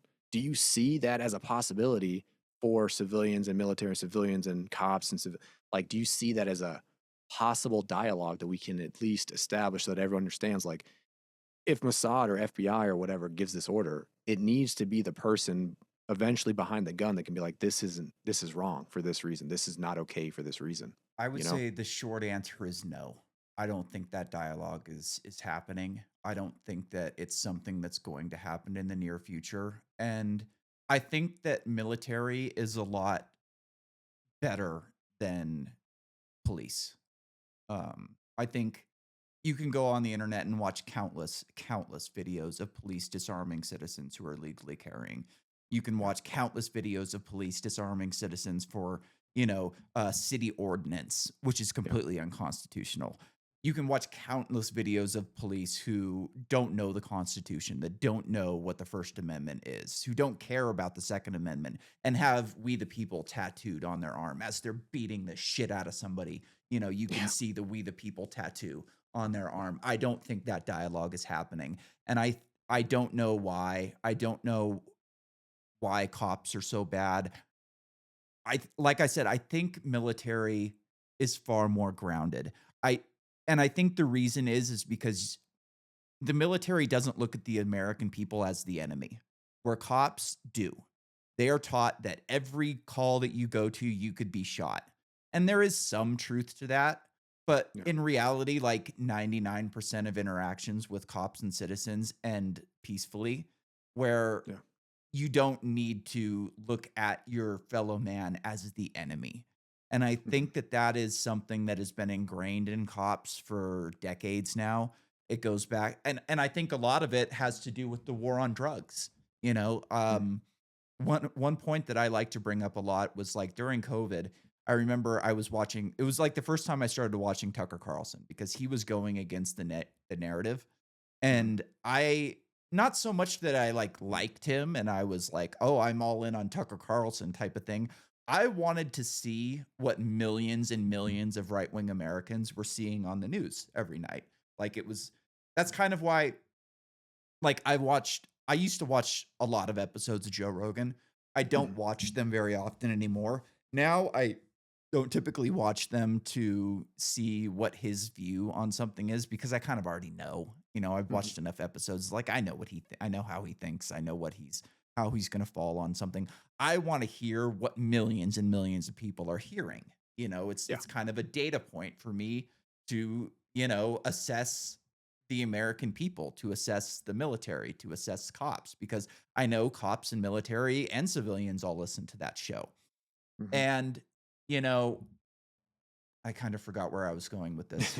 I, I I went out But of control there a little bit, but the point is I I oh that's where I was going. The war on drugs. Here we go. See, I did the Trump weave. I weaved out and I didn't you weave weave it. back. Yeah. It's a skill, Yeah, and it's a some of skill. it it's good. It's hard to do It's a sometimes. skill, and I Yeah. have brain damage, so my weaving skills are not great. Anyways, I'm watching Tucker Carlson, and he brings this liberal on the show to talk about my body, my choice for the vaccine. And they do the whole Uh, thing. Oh, she's a liberal, and she says it's my body, my choice, and ha ha ha ha ha. Tucker Carlson, and then the exact next segment, there wasn't even a commercial. It was the next segment. He brought somebody on to talk about how bad marijuana is and why it should be illegal. And it's like, dude, how do you not see that you're doing the exact same thing right now that the people that you're shitting on for the vaccine are doing? It's yeah. my body, my choice on something that you agree with, but when it's something that you don't, it no longer applies. And Right. like you said, you have to have principles. You have to know what your principles are, and you have to look at everything through a first principles framework where you Yeah. break it down and go, okay, what do I believe in? How do I apply it to this Yeah. specific thing? Right. And I think that the war on drugs has been one of the most disastrous policies, wars, whatever you want to call it, for this country because it is weaponized cops to an extent that they don't need to be weaponized. I live in a town with very little to no crime. We have tanks. Why the fuck do Mm, we have tanks in a small town in Idaho? We don't need mhm. tanks. You know what I mean? Like, Yeah, why do our cops look like Navy SEALs? yeah. Why are they armed with ARs? And like, it's the crazy thing is like I remember I was talking to somebody in my family a while back and who used to be anti-cop. She worked for a criminal defense lawyer and like when I grew up the line was like cops are not your friends. Their entire goal is to destroy your life. And we have so much data to prove this like this is my entire job Yeah. essentially showing how terrible fucking cops are to normal citizens. Now that person is married to a cop and has totally changed their tune, right? Mhm. Which not hard to happen when you're influenced by the person that you're closest to. And this person goes, "Well, I want my son to think that like if he's in a park and has something go wrong that he can go to the cops for help." And I'm like, "Well, first off, when is your son ever in a fucking park by himself? Like that never happens." And like Yeah. look at these cops, man. They're dressed up like special operators. They treat everybody like shit and Yeah. like they've got tanks. They're not looking at us as people that they're here to help and serve. They're looking at us as the enemy. And I Mhm. think that is a very, very destructive way of thinking. And I'm hopeful that like there's a couple things that are changing this. One of them is body cams. Like body cams were originally the cops wanted them because they were getting accused of things that they weren't doing, which is kind of bullshit. Like we all know that they were doing illegal things when they A didn't lot of have them, yeah. body cams Yeah. because they're still doing illegal things with body cams. And now all of a sudden the body cams aren't so great because they're going on YouTube and they're being shown to millions and millions of people. Mhm. So I do think that that is changing police work in some way. I think there is a minority of cops who look at their job as an essential function of civility in the United States. And like I'm an anarchist. I don't believe the government should exist. That being said, like cops have a role in society. Do Yeah, I I agree. wish that all policing or security was private, owned by private companies? Yeah, I do. But in the Mhm. meantime, like we have to have some sort of defense within this country for private property. And that should be the main goal is to protect people in private property, not crackheads, not to go out and be, road pirates and Yeah. destroy people's lives over speeding tickets and not Yeah. having their registration signed or not having, insurance, which Agreed. uh, I you know, Yeah. Yeah, don't get me started on that one either. yeah, Yeah, on it's the enforcing arm of the state as it relates to yes, cops and speeding and whatnot. Don't yeah. yeah. And I That think that like the military is a lot closer to the American people. They go to barbecues, just yeah. like normal people do, and they talk to normal citizens every day, and they don't look at them like the enemy. Where with cops, when they go to their community barbecue, they're looking around and going, "Oh, I arrested that guy. Oh, Mm, that guy's brother is a drug mm, dealer. What yeah. is he up to?" Type of thing. And they're always looking at us like we're the enemy. And that can't happen in a civil society. You can't have the people that that are supposed to protect you look at you like the enemy. It's just unhealthy. It's unconstitutional and it's disgusting. Mm. I wonder though, because I do have friends that are cops that echo a lot of what you're saying, and at the same time, I have seen like it's definitely not even 50%. It's not even a quarter, I would say. But there are the quote unquote good cops, and like body cams is a good example of this, where it's they're like, oh, all cops are bad. They're doing all the bad things, and there's like, no, we're doing, and again, a couple buddies will say, no, we're definitely not. If we had body cams, it would show. And then the opposite is true of like the average civilian, where they're like, oh, well, where's your body cam? Where's this? And when the body cam does show, when it's like, no, this person went on a hit and run, Yeah. or this person jumped out with a knife and they had to get shot. Yeah. Had the cop not had a body cam, that might have gone the opposite direction, where like this person was unarmed, they got shot down by the cops, and it's easy to spin those narratives without the facts. The same thing with this Charlie Kirk incident. Again, just sticking to the facts. I think part of like the cop. Again, I don't disagree that because I know that's part of the training, even from people from buddies of mine who were ex cops and current cops. That is part of the training. It's inaccurate or inadequate oftentimes with the training. There's a big thing with, part of the range the other day that we were discussing where there's a lot of egos involved. And if something's done the same way, even if it's incorrect, you think you're hot shit if you're on the SEAL team or if you're on the Delta Mhm. team or whatever. And when there's a guy out there who I don't again don't want to put him on blast, but he's ex special forces. He goes to a shooting competition and realizes, oh shit, I'm not as good a shot as I thought I Yes. was. What was it that I was taught that didn't make me the best shot that I could possibly be as a special forces guy? And as it turns out, it's like, yeah, there's good things with breathing techniques and put the chevron on target and all this stuff, but there are better techniques. And if we have our egos involved, we're never going to learn these fucking better techniques. And I do think that is a big problem with cops where this is the way that it's always been. We're a brotherhood. We're, Yes, the and the that's uh and the then, like, I don't wanna citizens. interrupt you too, No, but no, go just ahead. Yeah. quickly, like, the problem with the quote unquote "good cop" is 9 times out of 10, they back the bad cop.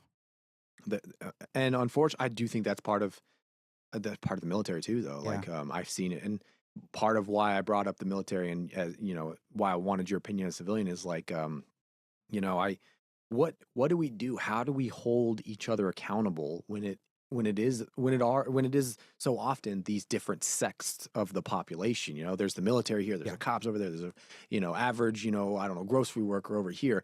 And like we can bitch and complain, or we could even share some overlap of ideals, but how do we keep each other accountable when again, my perspective is we need to hold ourselves accountable. This is what Yes. I'm trying to do for myself, right? Put my mask on first, know my first principles, know what I'm about, know what I believe in, and hopefully entertain the counter position and read and inform myself to the best ability that I can so that I'm sound and strong in that foundation of principles. But if you're not doing that, how do we hold each other accountable? How can we bridge that gap, as Gene Sharp would say, for these pillars of power so that it's not this top down, them versus us. It's us versus that, whatever that unethical, immoral thing is. With this Palestine thing, I think is a good example that we touched on earlier. It's like a lot of us agree killing civilians, killing women and children is not what anybody should be doing, period. No matter how bad a terrorist organization is, which we all can agree is the case here, it's just like don't become the monsters you're fighting situation, right? Yeah. And again, that first principle I think is easy, not easy, but is often lost in a lot of these situations. And again, as far as because this is the country I live in, how as far as this country's concerned, how do we do that and bring the temperature down without again, like, you know, tucking tail, turning the cheek again, because I don't know, again, without seeming like one of those guys, that's not me. I'm not Yeah. gonna just like cowtail and turn the other cheek sort of thing. And How do we turn the temperature down so that it doesn't get worse? How do we get the cops back on our side? How do we get the institutions of education back on our side? And again, I'm not saying I have even the beginning of a solution here, but the dialogue is part of that. And asking the question, I guess, is step one, if nothing else, right? yeah, and I think that a big portion of it is that, like, you have to realize that politics isn't everything in life. Yeah. I lived in San Francisco from, like, 2010 to 2015-ish, something like that, maybe 2011. Anyways, politics wasn't a thing back then. Not everybody was into politics like sports, right? Yeah. Yeah. And the people that I hung out with, were deadheads. They were baseball fans, and Yeah. we disagree on everything political, everything. There's not a single, almost not a single political thing that we agree on at this point. Like they think that I'm crazy, I think that they're crazy. But when I lived there, like we went to baseball games, we went to barbecues, and we got along all the time because we weren't arguing about this petty political bullshit in a lot of ways, right? Like it didn't matter back then. They knew that I grew up in Northern California and I was different than them and I had guns and shit like that. And they didn't really care because we were going to baseball games, right? Like I Yeah. went to 100 Giants games with one of my buddies who like now politically is just I can't believe I knew this person and thought of them in the way that I did. When I look at the stuff that they post online, I go, wow, like I lived with this guy for years and like I didn't know that he was a demon in a He lot was of going to keep ways. going so far that way. Yeah. Yeah, Yeah. Yeah. exactly. And I think it's a lot of it's propaganda, and that's another reason why I give soldiers and military more leeway than police because like a lot of them sign up really young and they're propagandized into thinking that, the entire world is against us and that if we don't go fight for freedom abroad, that it's, you know, Yeah. gonna come back and haunt us, domestically. And like, I think a lot of them have their come to Jesus moment at some point while they're in the military and go, holy shit, like this machine that I'm fighting for is kind of evil. And a lot Yeah. of the things that I'm being forced to do are not in my best interest. They're not morally right. They're not good for my soul. And when they get out, they don't, you know, they don't recommend other people go in. They're at this point, like a lot of ex-military are not pushing their kids to sign up because a lot of the things that they saw and did haunt them for the rest of their lives. Where Mhm. pops is different. You're older Yeah. when you sign up. You're not really propagandized into signing up to be a police officer. Um, a good portion, if not a majority of them, sign up because they wanna go crackheads, because they were picked on in high school, because they Yeah. want authority. They want to, be the man. They wanna Yeah. have people call them sir. Like, those aren't things that motivate people to join the military, I don't Yeah. think. Yeah. Yeah. Yeah, I don't disagree with your like the trajectory of this apples to this oranges or just the tree sprouting is a totally different tree in a different garden kind of a thing. I don't disagree there. Don't disagree there. I don't know, man. I just especially again post this week because this week has been crazy and the amount of death that I've seen and now been connected to with this week has just been it has been one hell of a roller coaster. And then I think the I don't know this chair. And I've heard somebody like, "Oh, well, if yeah, Charlie Kirk died, but like nobody cares about the kids dying overseas right now. Nobody cares about this and that." I'm like, just because not everyone can be inundated with every piece of information or data of death out there is not a bad thing inherently, nor No. is it a ignoring or willful disregard of anybody else's life. I think all of these things can be true at the same time. And again, like you said, one can affect you, in a more personal way. I mean, if your mom died versus somebody else's mom, it affects you in a different way. Yeah. That doesn't mean either of those are, worse or better or whatever than something else. But I do think if the conversation is evolving one direction, sure, don't get myopic to that as the only thing that you're ever going to care about now, and everything else you're putting on blinders to. But doesn't mean you can't take a second and acknowledge something for being bad. And I think doing that across the board doesn't now, like I've heard someone I know is like, oh well, nobody cares about this, nobody cares about that, nobody cares about the things that I'm going through or that I think are bad yesterday versus now because it's Charlie Kirk, fuck him kind of thing. No, it's like just because someone didn't agree with you yesterday doesn't mean that you need to, denigrate someone who just died today. I think Yeah. again, both can be true without picking a side. I think we can all, and I think this is again why I say this is not necessarily the cherry on top of all, is the frosting on it for the shitty analogy that it is. But this should be hopefully a further reminder of like there can be common ground, and we can all agree political violence, any violence, shooting someone, why should that ever be politicized? It shouldn't. It should all be, no matter who sided it. And, Morpheus and I talked about this. My co host Morpheus talked about this when it first happened. I was still at work and he just called me up. We had 30-minute conversation.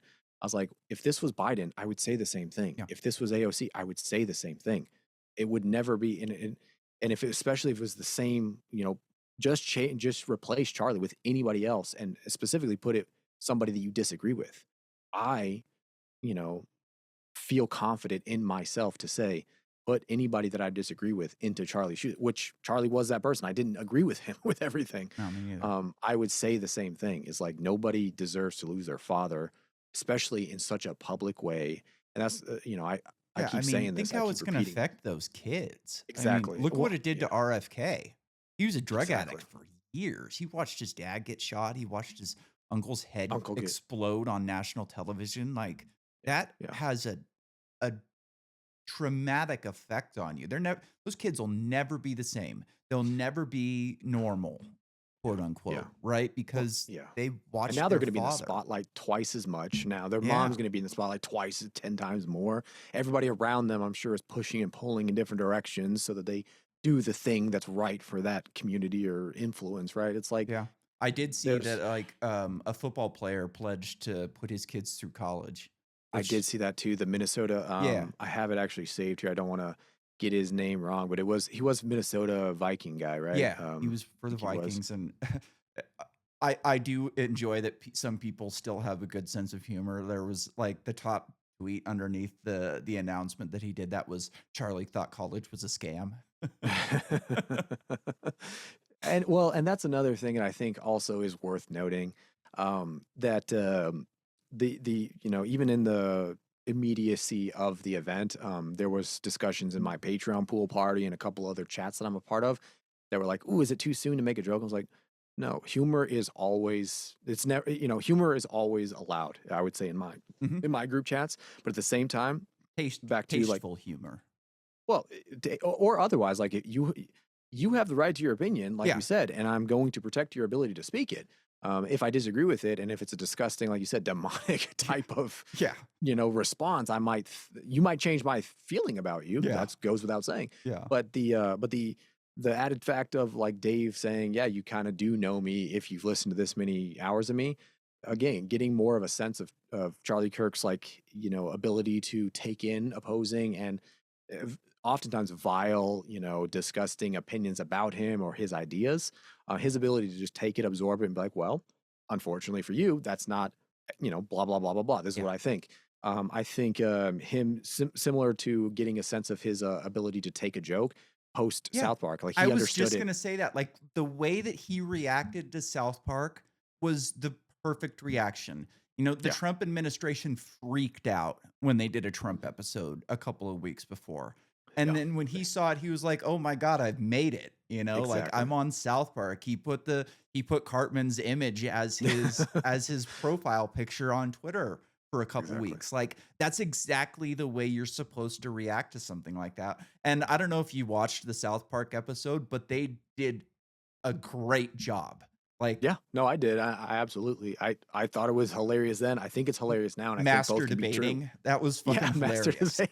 I agree. The Charlie Kirk Award of master debaters. Like I agree. It's great, and I clearly through his public response to it, he understood that it was funny as well. So I also think that post this situation, there are, like you said, good and bad, like in good taste or bad taste of these some of these jokes.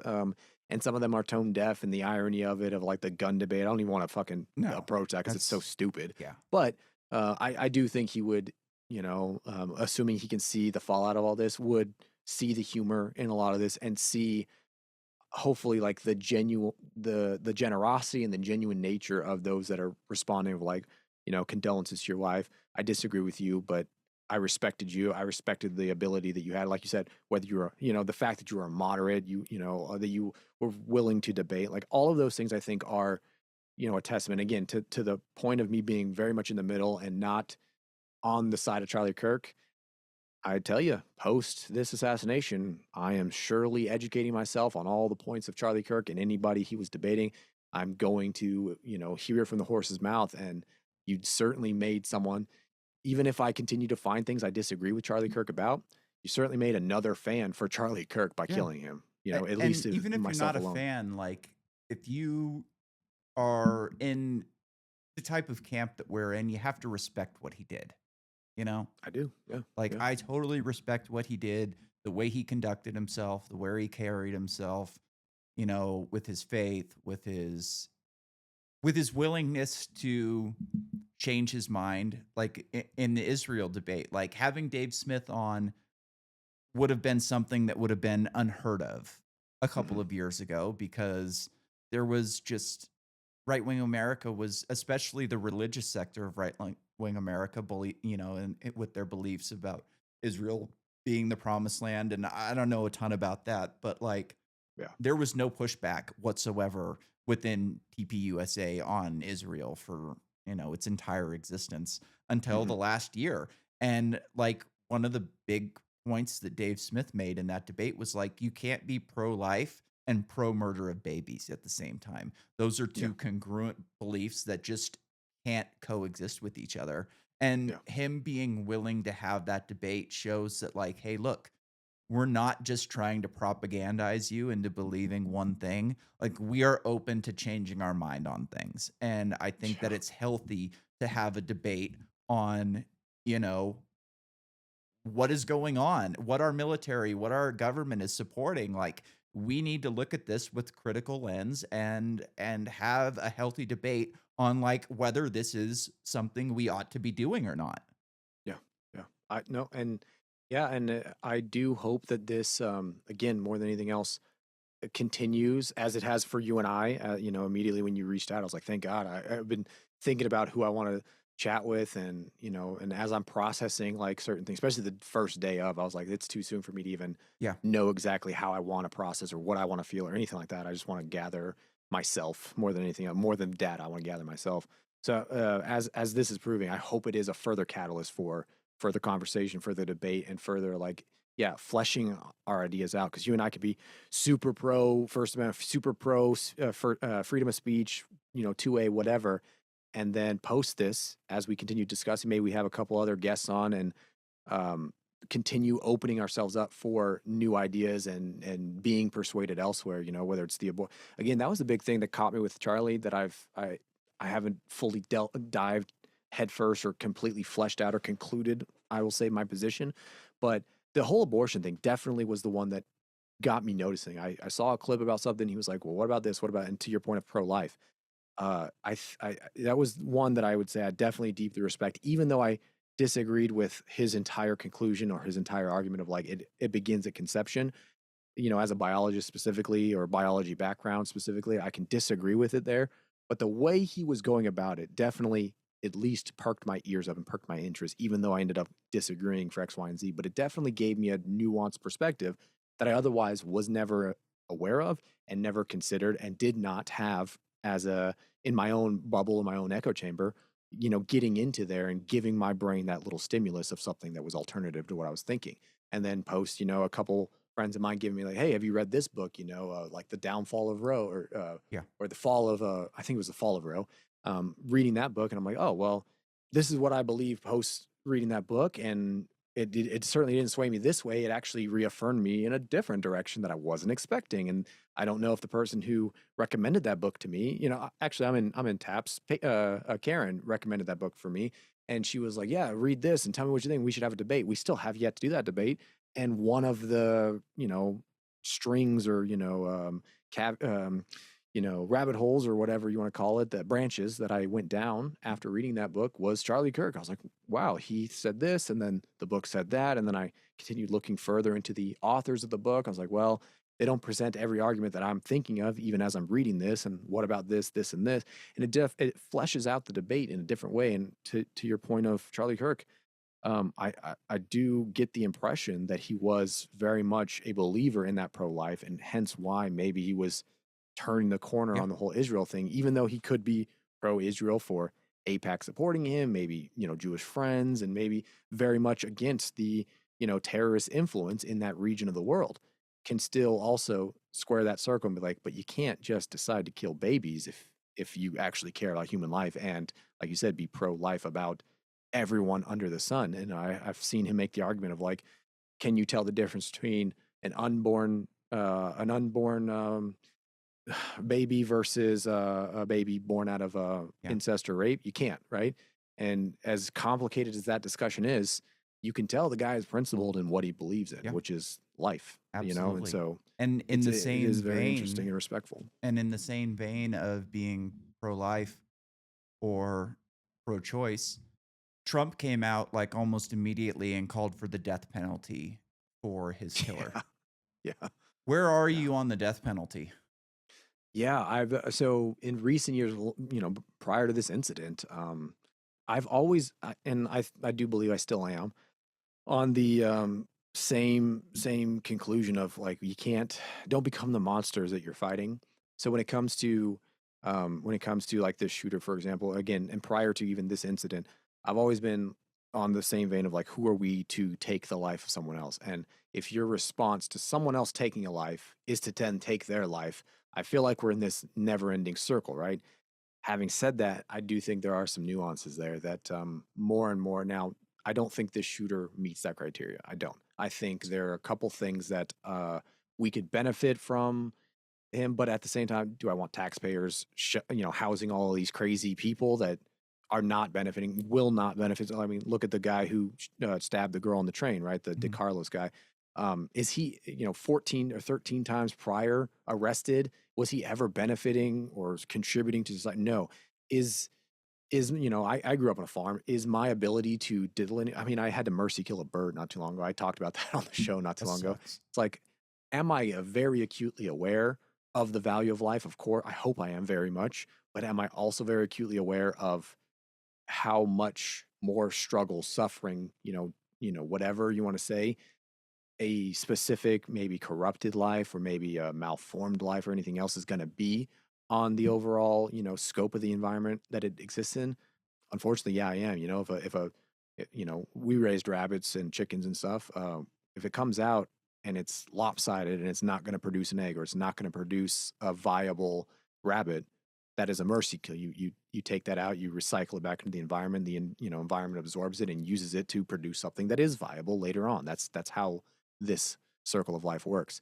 And so, although on paper and principle, I do agree with the like mercy of or natural progression of taking that which is not useful or beneficial to the overall circle of life around us. um I don't know that in practice we do a good job with the death penalty. There are Yeah. innocent people that Yep. unfortunately hit the chair or hit the Mhm. drip or whatever. Is this that case again? I think there are some things to learn, things to benefit from people like this shooter, and where did he get radicalized? Like, I think there are Yeah. some things there. That's But if you're a who was the hand controlling his trigger finger? yeah, yeah. You But know, are you if you're a was child he molester, are and you here's the deal, like, for me, like, that woman who was stabbed to death on the subway, if somebody wrong? sitting Yeah, behind that guy choked him out and couldn't release him, he's fighting it to get away or something like that, and ended up choking him out like Daniel Penny did to that other guy on sure, the subway, sure. I have no problem with that. He was caught in the act of doing that, like, Mm, you take it into your own hands to yeah, subdue this guy and make sure that is justice is served on him, and you have to end his life because that's the only choice you have in the circumstance. If you let him go, he's going to stab you as well, yeah. type of Putting down a thing. rabid dog kind I of have thing. no Yeah, yeah, problem with that whatsoever. The problem I have is with the state. Like, we just talked for 20 minutes about yeah. how corrupt the state is and how corrupted Exactly. people within the state are. Like, when, I have a family, that same family member I was talking about that's married to a cop now was pro death penalty. And I was able to change their opinion on that in one conversation. I go, when I was a kid, when I was 17, I got arrested for 28 felonies for hazing, for dazed and confused style hazing. One Yeah, cop took it upon himself to throw the book at us because he wanted to be chief of police. yeah, And he was trying to destroy our lives. Literally. I yeah. mean, you're giving a 17-year-old 28 felonies. That's trying to destroy somebody's life. You're trying to Sure. keep them from traveling, keep them from voting. You're trying to Yep. keep them from owning a gun for the rest of their lives for something that happened when they were 17. Yeah. And the entire court process was corrupt as hell. Luckily, that person worked for a criminal defense attorney, one of the best in the county that we grew up in, and I got a free lawyer. If I would have had a public defender, I would have taken some shitty deal and Yeah. probably gotten hit with some felonies. Maybe not Yeah. 28 of them, but some. And I go, Yeah. apply that to somebody who gets arrested for murder. How Yeah. many times are they getting it right and how many times are they getting it wrong? And Exactly. what is acceptable? And Yeah. that person was kind of like, yeah, that actually makes a lot of sense. There's a lot of corruption in our government, and I Hmm. don't think that they should have the power to take a life. Even in a circumstance like, let's say that they, this there wasn't so much ambiguity within this case. The gun Hmm. thing was quite obvious. He climbed down holding the gun. Yeah. There's video of him climbing up with the gun. He's Yeah. posting some sort of manifesto Manifesto. saying Yeah. why he did it, and Yeah. he's, you know, a lone shooter, he's a lone gunman, there's no Yeah. debate about it, like, Yeah. still, that's not every case. That's Agreed. not even close to every case. There are far more cases with little to no evidence than there are with a shitload of evidence, and, like, I don't think that we should be giving the state the power to decide life and death over people based on hearsay a lot of the Yeah. time, and not based on evidence, not based on clear video. You know what I Yeah. mean? And uh, one of the more disturbing things to me is when you go on like X or you go on YouTube and you watch the pro cop videos where it's the pro cop crowd that's Mhm. commenting underneath them. And to see the authoritarian nature of the people of our neighbors, Yeah. this to see what they want done to people that are, maybe doing disturbing the peace, which I think is a stupid you can or disorderly conduct. Like that's a catch-all that you could apply to anything on that. Oh, that person should be shot. And it's like, whoa, what the hell are Yeah. you talking about? You know what I mean? Drug. Yeah. Oh, they've got drugs. They're destroying society. They should be killed. And it's like, calm Yeah. down, people. Like, this is crazy to think like that. But like, you see it. Yeah. And maybe a lot of it is bots for all I know, but a lot of it's not.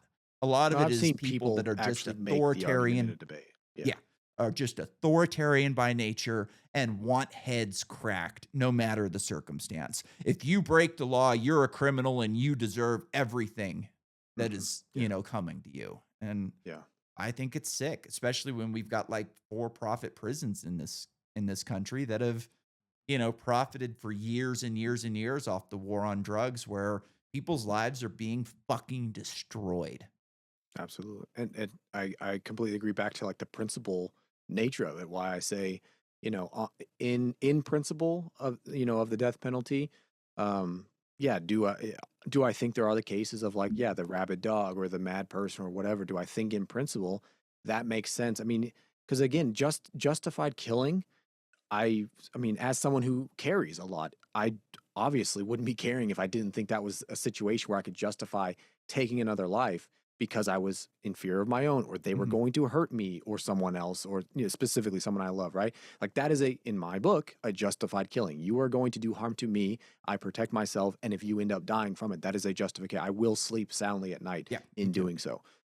Every But time. on paper and like you said, in history, in practice, especially as it relates to the death penalty, at the hands of the state, at the hands of these, completely detached bureaucrats, a lot of the times, and like you said, these for-profit prisons and these corrupt institutions as it relates to prosecution and judges and et cetera. Yeah, do I think that in practice it has been a failure? Again, as much as I would say I wish it was the principled outcome and the principled nature of this argument, but it's unfortunately not. That's, Yeah. I think, So a lot of these a people that more, get busted for murder or rape, they deserve to die, but it's yeah, not yeah, up to the state to make that decision, right? agree. Exactly. Again, in practice, more than anything else, it just shows that, for a, to me, a more, a superseding principle, which is I'm not wanting and I'm not comfortable giving said power to this entity, not just an individual, not just someone else who I trust with said power, but like we say, power corrupts absolutely. Yep. This entity that is this overarching umbrella that is the state and the government. No, I don't trust, and I have never, and it has never fruited, you know, in my lifetime, positive results, Yeah. unfortunately, and one Yep. innocent life is too many, Yep. unfortunately, for There's this. that That's Blackstone's formulation or something like that. I don't remember exactly how it goes, but it's like if whatever. People can one look it up. innocent for every one innocent Yeah. life. Yeah, you get Yeah. 10 guilty ones. That's Yeah, still one too many. exactly, Yeah, exactly. Yeah, yeah, you can look it up and get through it. All right, yeah. so in the spirit of this being also the Scuttlebutt podcast, I wanted to bring some required reading, Ah, and, love it. yeah, Yes. yeah, required reading. So this week's required reading, I'm gonna go with Foundation by Isaac Asimov. All That's a good. empires fall, right? That's Heck the yeah. that's the main tenet of Foundation, and Foundation is kind of a sci-fi version of the fall of the Roman Empire. And when I go on X right now, my almost my entire feed before the Charlie Kirk thing, because now that's like my whole feed, but Yeah. even mixed in with that is economic turmoil. There's so many different data points from so many different aspects of the economy that are just showing that we are in massive, massive decline. We've got interest rates are going to be lowered here in a couple of weeks, maybe next week. I think actually in a couple days. Now that I look at the date, and a lot of people think that's a good thing. It's not. It's good for Yeah. people who hold assets, and it's good Mhm. for gold and Bitcoin and stuff like that. But it's not good for the normal person who holds dollars. Yeah. It's just going to cause more inflation, more, you know, Yep. Yep. turmoil. And I can't help but think when I watch this Charlie Kirk thing that this is in foundation, you've got a mathematician who creates a form of math that can predict the future. And it predicts that the galactic empire is going to fall and all empires fall. And there's a series of crisis points that accelerate the fall. You've got the normal pace of the fall going, and then this crisis comes to a head and the fall Mhm. just gets accelerated, right? And when I look at this, I can't help but think that this is one of those crisis points where political violence is going to lead to an acceleration of the fall of the American empire because Mm. the American empire, just like the Roman Empire, just like the Mongols, just like the ancient Chinese, the Egyptians, they all fall. It's only a matter of time. And if political violence becomes the norm in this country, I can't help but think that we're watching the decline accelerate. Yeah, yeah, and as again, as someone who does love this country and wants to continue living in it, I can't also ignore any of the signs. I've said this a couple times. I do think one of the one of these shifts, at least in my own personal feeling, as it relates to this fall, the potential or inevitable, as it will inevitably be, like you said, on a long enough timeline, um, is that the vibe shift was previous, like, oh, what would replace it? I hope it's not Chinese. I hope it's not this, or like it's almost one of fear. And I would say the vibe shift post this assassination and a lot of the response again from whoever's celebrating this is that, yeah, is this necessarily a bad thing if the corrupt politicians and bureaucrats and rich corporations and corrupt cops, if that's replaced with something else? Again, that's how we got this country and how we ended up getting to this point in time, what that again I am still grateful of, on the principles of the Constitution. um, does that mean that we couldn't also restart something even better? There's almost Mhm. like that hopefulness of it where, yeah, we see how bad things are getting. And rather than it necessarily being like a bad thing where it's replaced by this, I do think that's a possibility. I won't say that it's not, but I do think that there is also, just like anything else, just like a phoenix, right, burning out. There is that possibility for rebirth and something even better or new or whatever. And if we can again take it upon ourselves as individuals and stick to our principles and know what those principles are. Hopefully, they are moral and just, et cetera. Everything that we're talking about thus far. Then I do see that this could be one of those phoenix moments where, yeah, we build something better, new, improved, just like this country was from the previous. Yeah. Read John Locke and John James, all of them. Just uh, read what they took as pieces and seeds, formulating what we now enjoy as this beautiful, liberty that we live in this country, enjoying. And let's take the same, I guess, fire and principles. Again, the average age of founding fathers was what, 24, 26. Like we could use the Yeah. same thing today as like some well-read, articulate, inspired, patriots. Which is what Charlie Kirk was doing. He was energizing young Yeah. people. Hence, He hence wasn't why I think working this on is the vibe. boomers, he wasn't working on Gen Xers. He was Yeah. going to colleges to energize young people. Yeah. Hence why, as I am saying, post death, as shitty as it is, I do find myself not eating my words, but definitely finding myself retracting some of those. Like, oh, it's dumb that you would, want to debate college kids if you were doing it nefariously. But Yeah. like you and I have been talking about, I'm starting to see or think or believe, and again, willing to be proven wrong, but I'm getting the vibe that that wasn't the case. I think it was genuine, and if we continue that genuine energy, again, on the same vein of required reading, I just reread "Behave" by Robert Sapolsky. Mm. And breaks down like the different areas of the brain and the foundations of thinking and learning and feeling, and why a lot of humans specifically, where we get these instincts and inclinations to do X, Y, and Z, and just putting those in such a black and white term, I can definitely see a lot of these responses. Why I say I have some at least sympathy, if not empathy, for people who are on the opposite end celebrating it or not mourning or whatever. Where that's coming from, I can at least see some of those seedlings and where why it's likely to be happening, even if they aren't genuinely malicious with their whether it's peer pressure or otherwise, whether it's not genuinely malicious, I do see at least these foundational, you know, explanations for the world around us that I do recommend other people. Again, I don't agree with Sapolsky on a lot of it. I think he's kind of like as I've read more of his work, pie in the sky kind of a guy. Like he's He's really kind of a smart. blowhard, right? Say that again. He's kind of a blowhard, isn't he?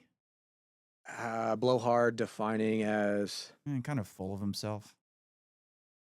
I don't think that's necessarily too far off the nose there. I think he's an intelligent guy. I think he spent a lot of time, as his resume will show, in the book, similar to like Malcolm Gladwell, right? Like when Yeah. he wrote all his stuff and he got all big and famous. The first thing I called him on bullshit was with him was like, you seem like again, albeit smart guy, but a very sheltered, very academic, Yeah. very much that kind of the Likes to demographic. And I think write you're really missing. long books so he can hear himself talk. Sure, sure. Well, and Sapolsky, I like his work, and I do like the 3 books that I've read by him. But I do get this impression that you are very much, again, the same vein, very much circular. Like you're reiterating your own points, you're reiterating your own logic. You're spending a lot of time with the baboons and the apes, and therefore you're formulating everything around you based on what you know to be true. And that pie in the sky mentality, especially with most of his books, is like, as people, we can do better for equality and diversity and improving our fellow man. And I'm like, despite all of that shit, all of that arguments that you've made up to this point of why people do what they do, I think you're failing to miss the very premise, the very underlying foundation, fact that we're dealing with people here, Yeah. like we are still the animal here, and we Yeah. are still, I I hear you, think and I there's wish we could, and I hope we can elevate ourselves, but I just feel like you are missing those connecting dots of why what you're saying is so fucking almost naive, I yeah. guess, if you, I for I lack of a think better there's word. nothing worse than like a 500 to 1,000 page fiction book that can be boiled down to a couple bullet points. Yeah. I Well, read that crap and I'm like, Jesus Christ, another example? I get it. Like, let's yeah. move on, please. Yeah, exactly.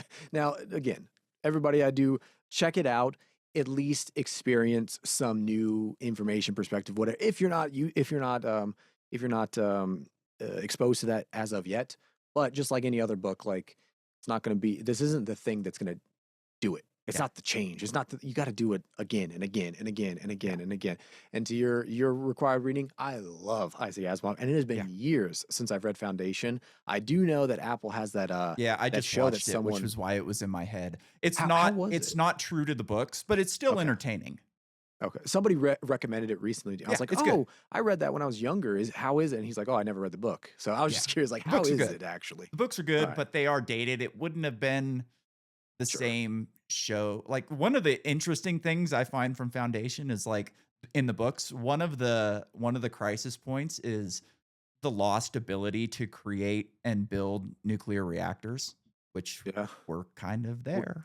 Yeah. It's been so long since I read it. I need to refresh myself. I remember They're the good. traveling through space, and I remember the Yep. reproduction issues and and again, the falling of Yep. colonies or setting up of colonies. I do remember. It's just been so long. I need to refresh myself. So Yeah, that is a good required reading that I think it I'm going to go is. ahead It's and great. grab off the shelf here shortly. One of my buddies was telling me about an Elon Musk interview on. He was interviewed on All In. I haven't watched it yet, but he was talking about the fall of empire. And I was telling my buddy, I was like, in that Tesla that he launched into space, he had the whole series of Foundation in the glove box. So Did he? I didn't know that. yeah, That's good. that's how he's thinking. All right. He's Well, thinking he's Harry Seldon, and that's why he's going to Mars. I don't. I don't. He's setting up the foundation. Yeah, yeah. Well, and that, yeah, I don't imagine that's not part of. He's always been one of those that He's a deep people thinker. criticize. I'm like, yeah, exactly. I'm like, well, I've read a lot of the stuff that he references, and I know it goes over a couple of your guys' heads when you don't see it. And again, just because I disagree with one point or another point doesn't mean that he's not correct or that I don't agree with this and this. And then sometimes I'll reread or re-examine something that was said that I may have not understood, and I'll realize like, oh shit, I missed that point. I Mhm. missed what that was, and now I see the reference there. And again, it's one of those things where what a back to the hopeful side, which I hope more and more people will get this vibe shift again post all of this death this week. Is yeah, there are those out there. There are that hope underlying silver lining things that are there if you look for them, if you want to find them there. It's easy to be pessimistic, and you and I in more than one conversation are pretty much on that where it's hard not to be Yeah, sometimes, it but it's it also really there, is. it's also there. Like I have been enjoying some of the, thoughts and prayers from all the sides, people that I was surprised to have said that, even people that have called people like Charlie a Nazi, this and that. I've been surprised whether it's lip service or not. I Yeah. am glad that even globally, there's presidents, Yep. there's prime ministers, there's a lot of people that are expressing, their, for, not to sound cheesy, but Yep. love for their You fellow know, man. And I don't agree with Bill Maher on almost anything, but he had a yeah, lot of nice things to say about Charlie Kirk. And I do know that like Charlie was on his podcast and I saw a couple clips of it and they got along good.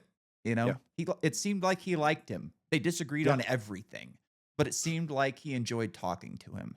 And that's yeah, something that like I said earlier, it's not all about politics. Like you have to get to know people on a personal level. What are they into? You know, what do they enjoy? Like, you can go to your son's baseball game and talk to a liberal about baseball and not feel like you're betraying your principles. Like, that's okay, exactly, you know? exactly. Yeah, And I think we can go a on, long way with that for on sure. Fall of Empire, like, the last thing I say, and then we'll get out of here is I think the best we can hope for in our lifetime is a drastic reduction in the size of the federal government. If we could get to the point where like Catholics are with the Pope, where it's like, did you hear what the Pope said the other day? And it's like, ah, who cares about that asshole anyways? Like Yeah, if we could have that with the president and we just deal with our states, our communities, our locals, our neighbors, that's that's where we got to go. Is yeah. localized, individualized, look at people as individuals, not as the party that they represent or the ideas that they represent. Who are you as a person? Mhm. Yeah, I like that, trajectory of I'm on board for that train. Yeah. Buy me a ticket. All Yeah, right, for man. sure. It's been a pleasure talking with you as always. I had a couple other things that I wanted to talk to you about, but this was too good to get going. So we'll have Nah, to do this again in a couple months. I like I having you can't on wait. every quarter or so just because we can kind of go over all kinds of fun stuff, right? You Absolutely, know what absolutely. was Yeah, there's crazy is, like, the day that this happened, NASA announced they probably found life on life Mars, on Mars. and Yeah, it I saw just went it. completely unnoticed, Yep, which UAP deflects missiles, there's a Nepal I know. revolution, I had drones all over of that. I Poland. had all of Yeah. that written down, but I decided, you know what? We're just gonna do this because it needed to be done. I agree, I agree, and likewise, it is always a pleasure. I'm glad that we could pull it into the after Yeah, party show for the patrons. So, yeah, absolutely. it's always a pleasure. More than a quarter if you need, man, anytime. Awesome, awesome, sounds good. I try not to bug people too often because, people have lives and Nah, shit to do and nah, their own brother, it's always a podcasts to do, pleasure. right? It's never bugging me. No, It's it's always always a good pleasure. to bounce ideas off of people, and we never have problem finding shit to talk about, right? Exactly. Absolutely, man. All right, Anytime. man. Take it easy. Thanks for listening, everybody. It's been a pleasure doing the old swap cast, and we'll do this again in the near future.